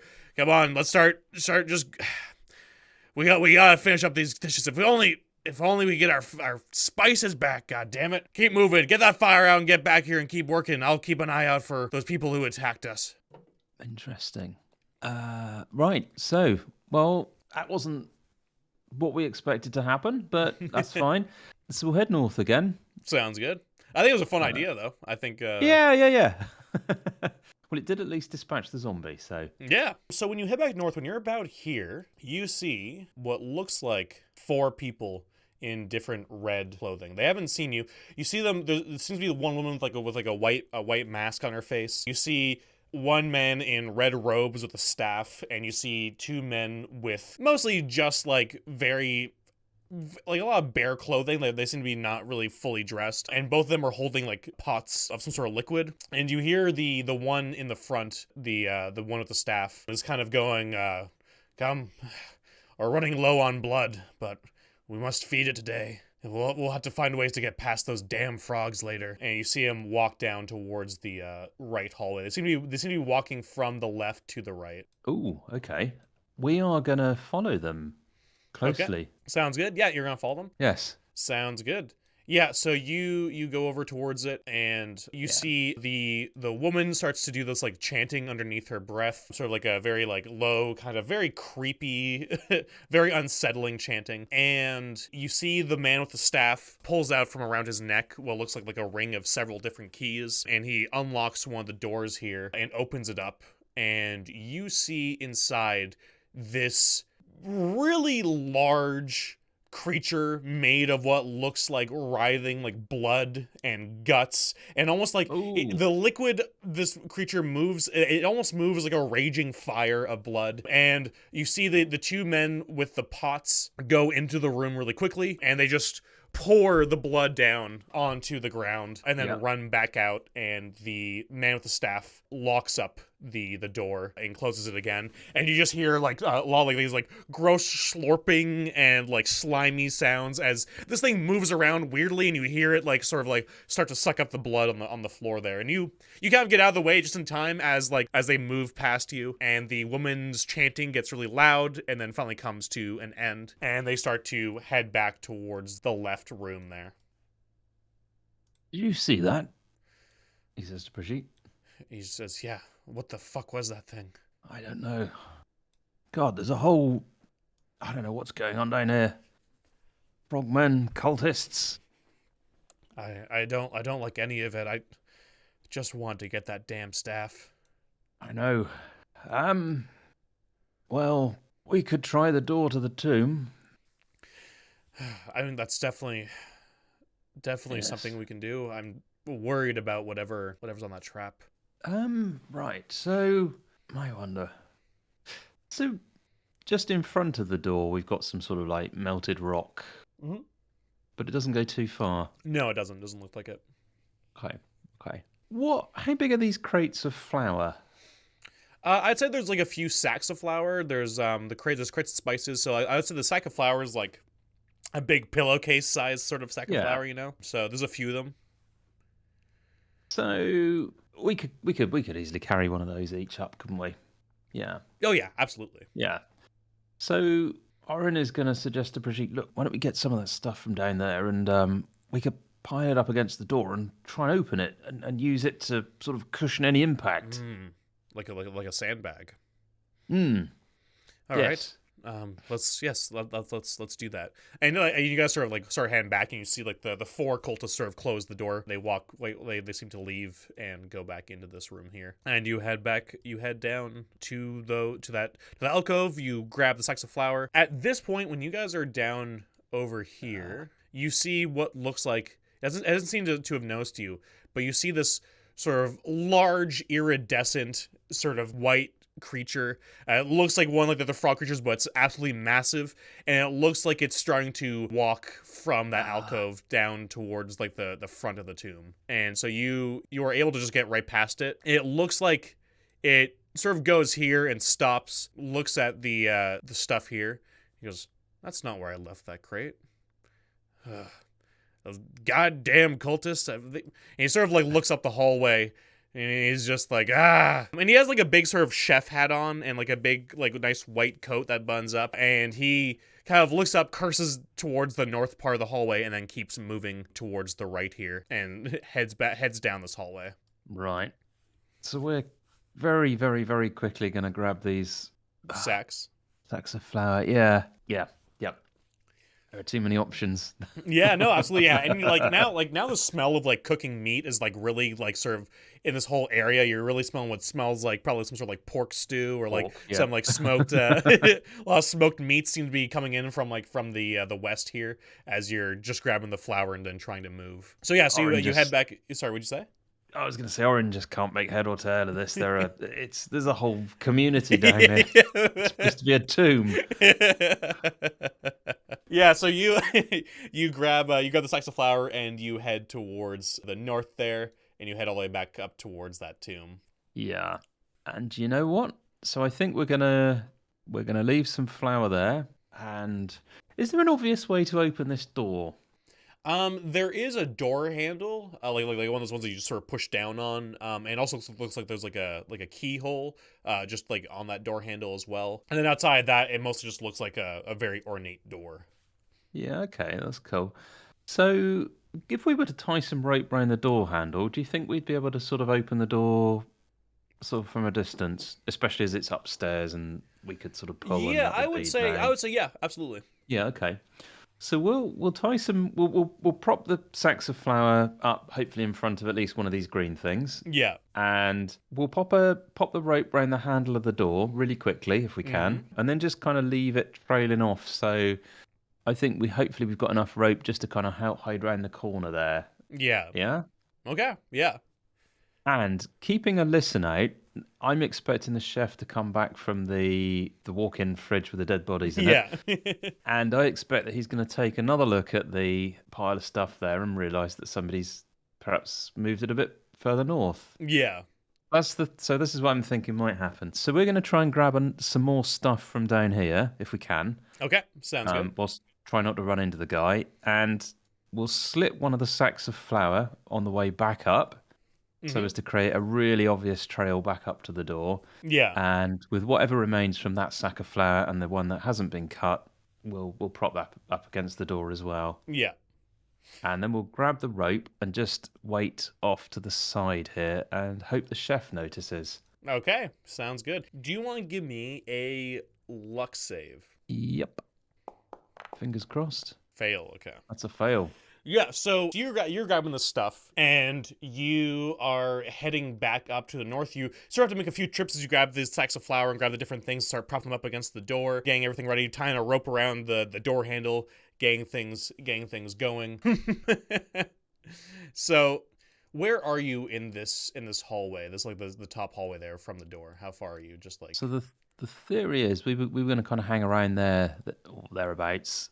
Wait for Chef to appear. Yeah. And when he gets close to the door to inspect his bags of flour that have moved, the idea was to pull the rope, so we've also got the chef as a sort of buffer to whatever comes flying out of this door.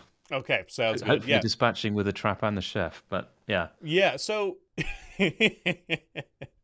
I tell you that so that you know roughly where absolutely. people are supposed to be, but yeah. No, I think that's great, and that's why I wanted you to give me a luck save. So you hear like an exclamation from below, like a gruff, like "What? Ah!" and you hear Feeney, Eustace, grab your spears, come with me. And you see he moves up towards the north with his two little grannies. You see one of them has like a bunch of like bandages put on them from like the burn marks from the one hit, and he walks up to here.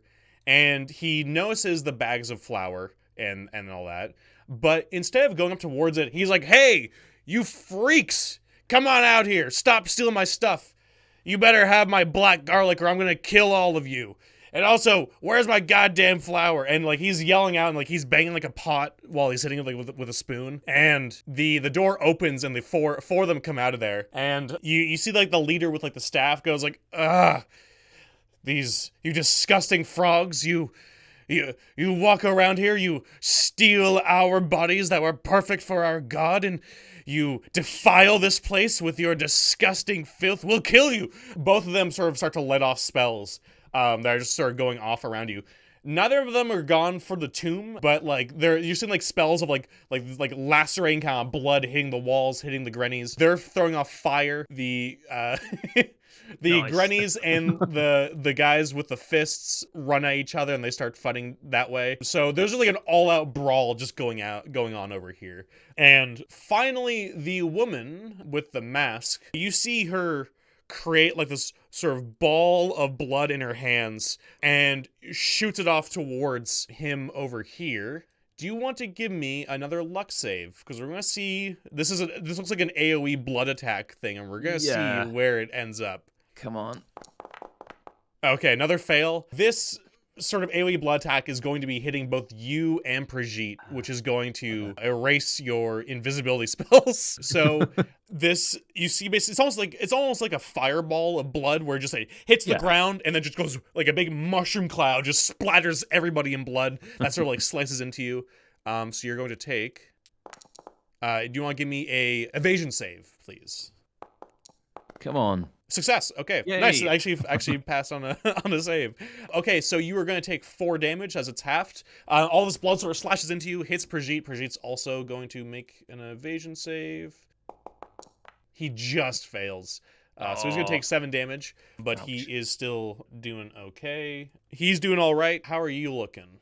What's your health? Oh, at? fine. Okay, Got 11 perfect. hit points, so we're not dead yet. But yeah, your invisibility spell is now killed, and you hear the guy with the staff says, "Oh, brought in reinforcements, have you?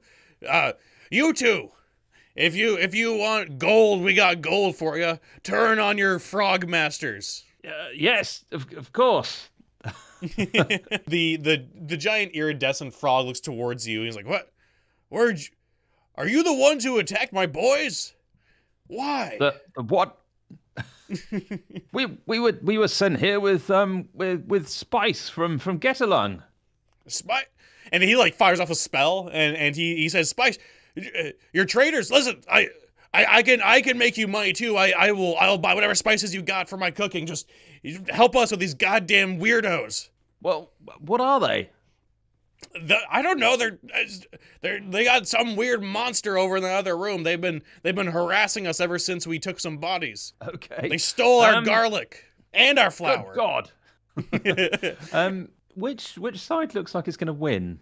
Right now, it looks like the Grennies are outnumbered by the cultists, but that big Grenny looks pretty beefy.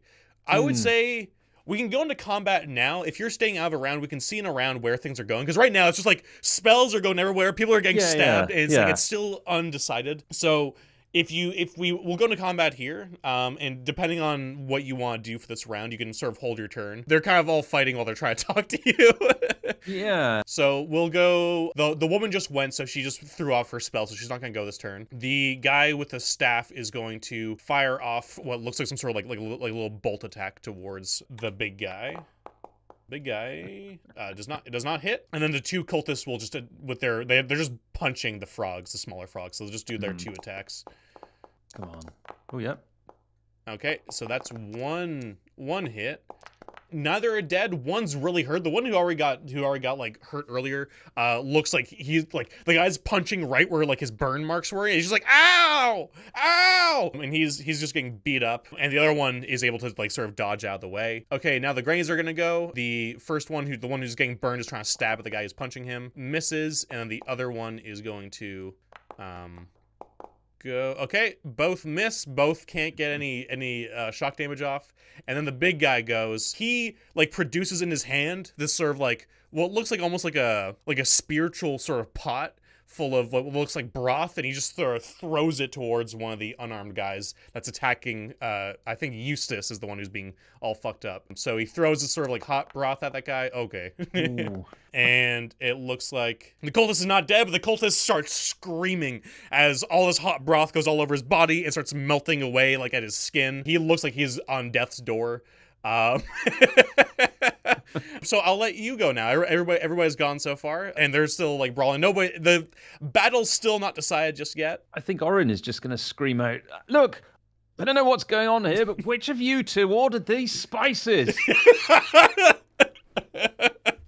Yeah, and the big chef says, I didn't order any, but I will take them off you. Please, just help us with these freaks. I will buy whatever you have. We need your help. We will not eat you. You have my word. As Chef Rocco always keeps his word. Chef Rocco, okay. And he's just gonna look, just before I sell them to this guy, did you order them? He looks in the general direction of the cultists. The cultists go, I don't know what's going on. All I know is that these frogs appeared, they've defiled our temple, and they need to go. I don't know what spices you have. I don't care about spices. I will pay you. We'll give you gold. We'll give you silver. Have we got the wrong door? Who is it? Is it that door up there? And he points towards the tomb. Is it the people in there? Yeah. As you yell that out, and like you don't get a response. People are going back to like they're still fighting. Like you yell over that, but like as you do that, like a Chef Rocco fires off like a big purple light towards one of them, and it hits the wall. And it sort of like drowns you out. Pyrrhion looks to you. And he says, "What, Orin? What do we do? What is happening?" Just keep talking. At the minute, we're not on anybody's side. Killing each other. I love it. All right, so you're just gonna let them go for their round of combat as you're sort of like seeing what they're gonna do. Well, Pyrrhion, if you just look, they're busy, but just pull the rope. Yeah, so Pyrrhion pulls the rope. The door handle, it does seem like the door is locked, but the door handle still goes down, and the green light that's on the kukri, the green circle, fires off this sort of greenish acid that sort of shoots towards Brigitte, but there's a sack of flour in the way, so most of it just hits that. Brigitte is, however, it seems to still try and like almost like trace after Brigitte, but he's gonna be Brigitte will give an evasion save, but he'll have a bonus from the situation because it seems like the flour took most of the acid that was in there. Okay, Brigitte failed, so Brigitte is gonna take less damage than he would otherwise, but. Ooh. Okay, only took 1 damage. That's actually not bad. That's not bad. Brigitte's still doing okay. After this happens, Brigitte immediately pulls out of his sack. It looks like he has like a little first aid kit, and there's like a few syringes that look like they're made of like copper and glass, and he just sort of stabs one into his thigh, and it has like this like sort of gross, creamy beige liquid in it, and he's like, oh god. And you see it almost like some sort of, not a sedative, but like obviously some sort of like opiate, you know, something like that's really helping with the pain. He's still really hurt, but it seems like at least the pain is being dealt with, so he's just gonna heal himself. That's gonna be his turn for this. So he's gonna heal 3 hit points. Yeah, he's just like, ow, boss, we have to reset that if we're gonna do that again. But like he says that as like a big explosion goes over your heads. And these guys are still nobody's dead yet. Nobody's dead yet, and yeah, so I will say Brigitte's gone. What do you want to do before the next round of combat here starts? If you want to do anything, you don't have to do anything. But no, I think he's happy that his last bit of who ordered the spice is going to keep him neutral for now, for this round at least. Perfect. All right, so they are going to go again. This time, Chef Rocco produces what looks like the largest cleaver you've ever seen, right in his other hand, and he wades into battle and tries to slice at the guy he burned with the hot broth. Oh yeah, he just slices this guy's head right off. Just chops. Actually, no, he even chops him right at like the torso, just cutting him in half. Like the other body just falls down, and he's like, "Looks like we got fresh meat back, boys."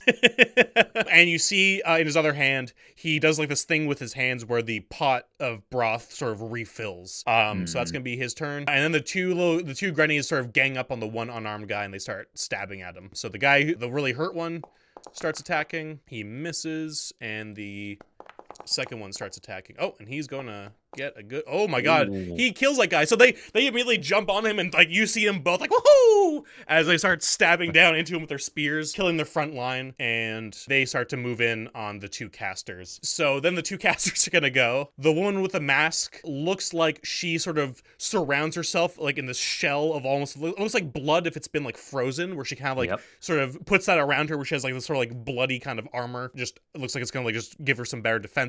And the guy with the staff is going to fire off some more like darts at these little frog guys. So he's going to fire off.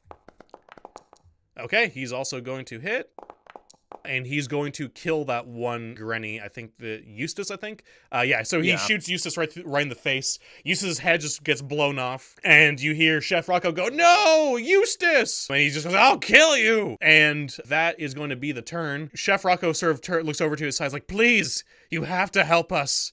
I can't lose Feeney. I promised his dad I'd take care of him." Oh, well, okay then. And Orin will start lighting up one of the 4 remaining bottles of alcohol. I love it. Yeah.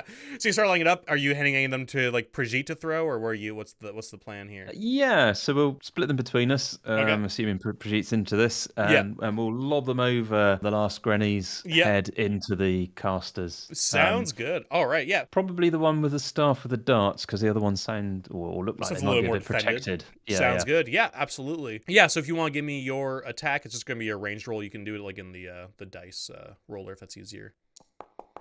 Okay. Ooh, dear. Want to give you another luck save? Yeah. This is as good as the one above the entrance. Oh my god. Yay! On my end, that was like a 4, and then it slowly went to a 14. That was perfect. Okay, so you miss Feeney, because what was gonna happen was you're gonna hit Feeney. Oh no. But you hit the wall next to them instead, and it just sort of like, oh, you know what? It doesn't even light up. Like the way it hits, just like the spark sort of goes out, and it just kind of you just smashed booze against the wall. Probably could have used a good cleaning anyway. And Brigitte is going to fire off his as well. Okay, he is going to hit, and he's going to rule 6 damage. Oh my god. Oh. Okay, the guy with the staff is still alive, but he is lit up on fire. Like, all the liquid goes on him, lights up his robes. He starts screaming out as he's now on fire, and it looks like a lot of his skin is catching already. It's not looking Chef, this one is flambe. good. Yeah, the chef lets out a hearty laugh at that. He's like, I like you. What's your name? Me, Orin. Whoa.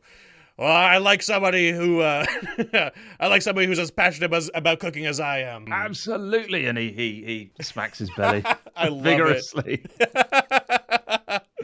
That's amazing. And so I think that's your turn. And then the guy with the staff is going to fire off darts towards you since you threw that ball at him. He's screaming out, trying to put the flames out, but he's like, I'm gonna die. I'm gonna take you down with me, and fires off at you. 16 to hit, I think, just hits your AC. I've got AC 16. Okay, and that's just gonna be 4 damage. Yep. That's good.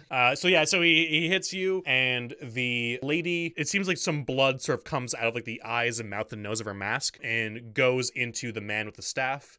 So she's going to heal him for... Okay, not much, but she heals him up a little bit. You see some of the flames go out, some of the blood sort of douses the flames. It kind of like goes into his skin. Some of his burned skin kind of comes back to normal, but he's not looking great still. But that's their turn. The Granny, the one left, Feeney's gonna run straight at her and try and stab her with the spear. Yeah, her boost AC, unfortunately, he will not hit. And then the Chef Rocco runs over into the hallway here, and he is just going to try and cleaver her. Oh. Yeah, he's unfortunately not able to hit, but he does do 4 shock damage since she has a 15 AC with her boosted. So that really hurts her. Like, you see a bunch of like this sort of icy blood shatter as the cleaver comes down right into her shoulder and she screams out. Okay, now it's back to you and Brigitte. So we should have 1 bottle of alcohol left each, I think. Yeah, you do. Yeah. Yeah. I'm going to aim for Crazy Shield Woman, and I think Brigitte, you aim for the one with the staff. Okay. Yeah, and Brigitte, you and Brigitte are probably have to run forward a little bit here because like now Chef Rock is kind of blocking the way. So you guys sort of run up, and then Brigitte's going to throw his bottle right at the guy with the staff. He's going to miss. Let's see. Okay. All right. And you were aiming at the lady, right? Yes. Okay, and her AC is 15, so you just miss. You want to give me a luck save? Yep. Actually, you know what? No, because by World's About Number rules, now that you can't hit your allies, so I'm just gonna say like, unfortunately, you use these up to the point where they're not gonna like get caught in the flames or anything. They just kind of go out. So I'll do that. Yeah. But unfortunately, you know what? You clonk Feeney in the head with one of them, but it just sort of shatters across. It's like, ow! Sorry.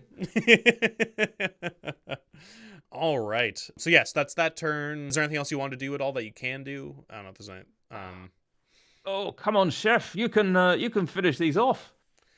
Yep. And the chef is like, don't mind if I do. And he throws his hot broth right at one of the guys with the staff. Okay. Ooh. Yep. Oh. Only does 2 damage. It seems like most of it misses, but it does hurt that guy. And then the little Feeney goes for a stab on the lady with the armor. Come on, Feeney. Ooh.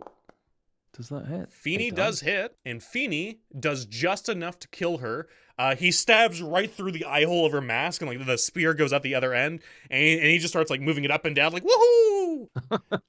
Brutal little creature. And then the guy with the staff just gets on his knees, like, please don't kill me. I'll get out of here. I'll do anything. I don't know if you stop anything, but Chef Rocco just lifts up the big cleaver to bring it down onto this guy. Are you gonna stop? No, yeah. So and he just slices him right down the middle and just cuts him in twain. With that last one killed, he just goes like, "Oh, well, thanks a lot. Oh, I can't believe we dealt with those guys.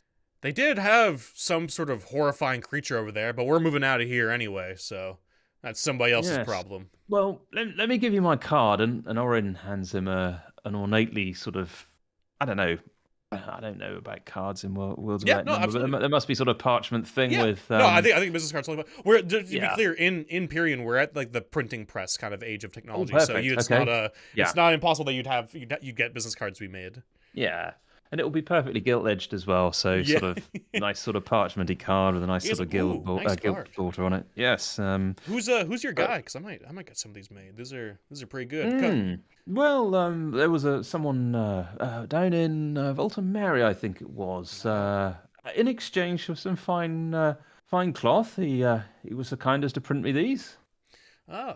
Well, I will definitely have to hit up Voltamir at some point. And he picks up the body of Eustace. He kind of looks kind of sad. He's like, "Come Hmm. on, Feeney, let's get out of here." And he sort of starts walking down. He's like, "Come on, you said you have some spices for sale." I think they perished in the fire here, and I had them in a backpack there, and he points to an area which is burning away. Unfortunate. Well, thank you for your help anyway. We'll be out of your hair soon. We can't let all these bodies go to waste. So we're just cooking them up and bringing them back for sale to our hometown. Well, if you want, where is this? Your hometown? Yeah, and he sort of he just brings you over towards like their little camp. So we'll just go Yeah. down there. Um, Okay. he goes into like the tent they have here, and they have like a whole workstation here. They have like a makeshift stove table. They have all kinds of things. They have a big fire going, and he sort of clears stuff on the table and pulls out a map of Pyrrhion. And he says, if you just go through this route here, take a left and go down this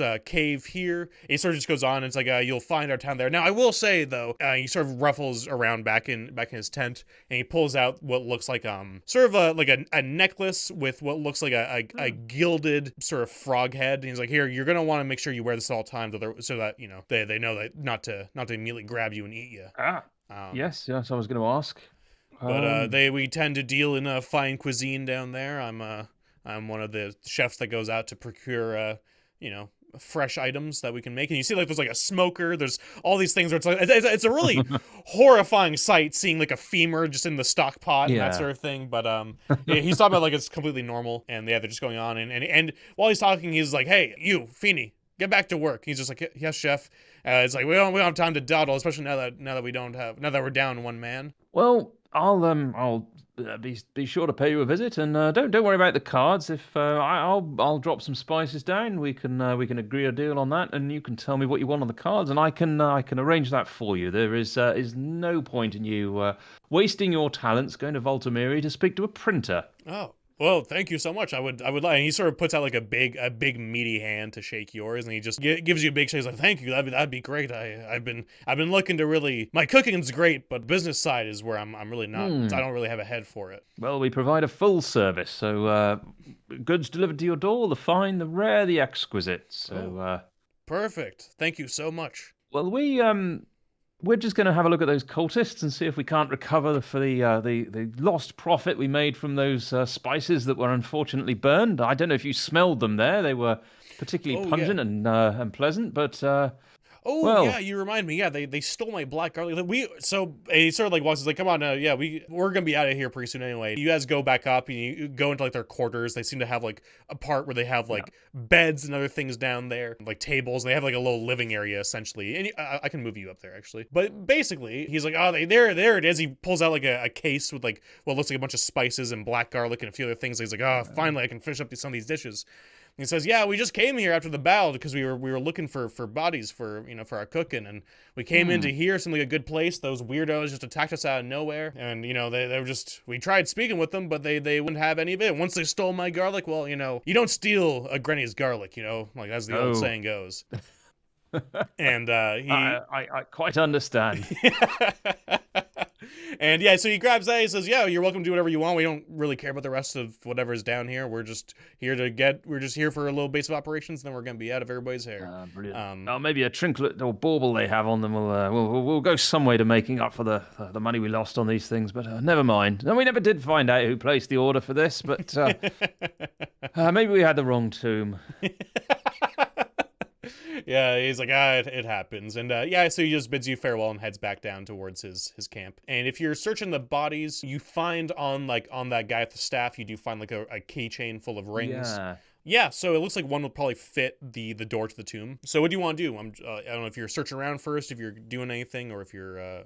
Yeah, so I'm guessing that man with staff had staff, and hopefully that's still intact. Yep.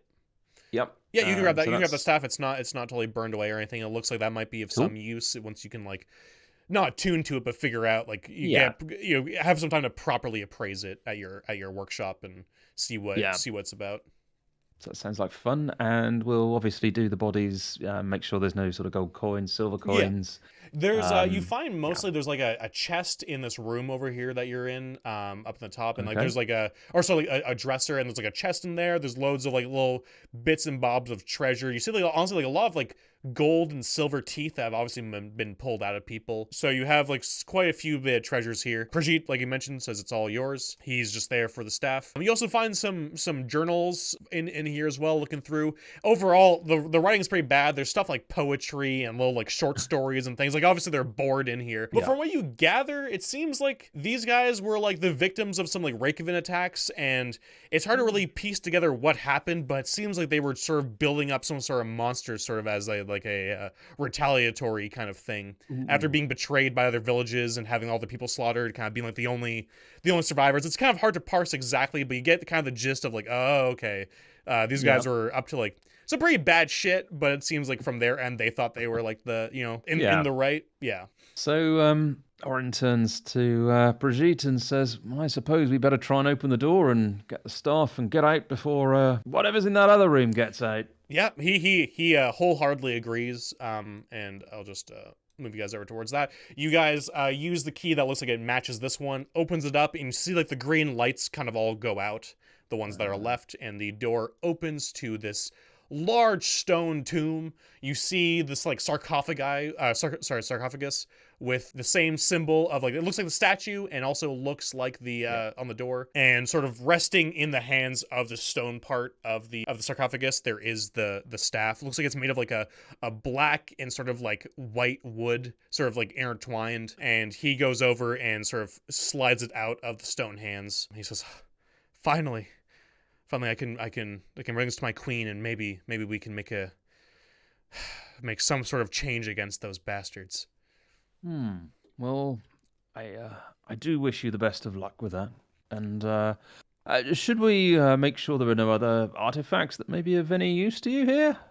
He looks at it and he says, I would prefer to not disturb the tomb of this great hero, but as I No, I mentioned before, you're understand. welcome to look through. If you want to shove the cover off, you're welcome to, but I don't. No. You did promise me a potential deal and I noticed you had those things, that the thing you stabbed in your leg with some mysterious liquid that that improved you. Yes, I grabbed this off of a Reykjavik regiment that me and my men killed a while back.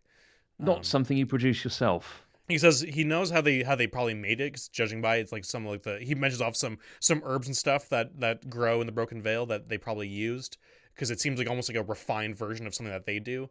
It seems a lot more potent than what they're able to make with whatever process they have. But yeah, he just rattles off some herbs that can make the sort of healing poultice. Well, I think we have an ongoing line of business, and I wouldn't want to disrespect you by defiling this tomb. No, I highly appreciate that, and absolutely, I think when I go back to my queen, we can talk about what kind of trade deals we can make, and you're clearly shown to be somebody that can be trusted. He sort of looks around and is like, I think we should get out of this before we start discussing the Yes. Oh, I would hate for that, whatever the hell that is, to escape. Yeah, Yes. you do hear what sounds like like a louder kind of slurping and like almost like a banging, and like, okay, let's get on out of here. Get out of here. Yeah, you move on out of the tomb. You head out the front. You see like the chef Rocco kind of gives you a wave as he's pulling more bodies off of the field down back into the tomb, and you guys head out there. And at a certain point, you guys look to part ways. He tells you he'll be in contact. He'll figure out what to do once they have a way of actually trading stuff. He'll make sure to send them your way in Brahm's respite, and go from there. And he looks to like shake your hand, says thank you for everything you've done. Well, don't tell too many people what we've done, but if there's an opportunity, of course, to introduce me, then and he hands him another card. Yeah. Feel free to pass it on. He says, yes, absolutely. I will make sure people know of how you helped me. And he gives you a nod, and he starts to set off north, back to his homelands. And you head back to Brahm's respite, probably to enjoy a well-deserved respite. Indeed. Yeah. He's very interested in this bracelet as well. So yeah. So yeah, you have that bracelet. You have that sword. You have you have a few other things I think as well. But yeah. you head on back, and we sort of like pan away as you sort of walk off in the distance back to your town. And that's where we'll end off for today. Perfect. Awesome. Thank you so much, Martin. That was fun. Yeah, that was good. I got so chaotic at the end. You being able to turn invisible sort of changed how things are going to work so much. It was very fun. I was like, oh man, this totally changes how things could happen now. It's really cool. Well, it was fun to know that there were different groups of people in there, because I was thinking we can set these off. Yeah. And I wasn't quite imagining that end encounter, but yeah, that was cool. Yeah. Yeah, because there were certain things, depending on if you talk to them, you would have learned that like they're pissed off at each other for different reasons. Yeah. And like, but you end up kind of doing that anyway by stealing stuff from them again, or it's like, oh, that's the final fucking straw. We're done. So that was great. But yeah, thank you so much, man. That was a lot of fun. Oh, thank you. That was good. And we'll see you next time.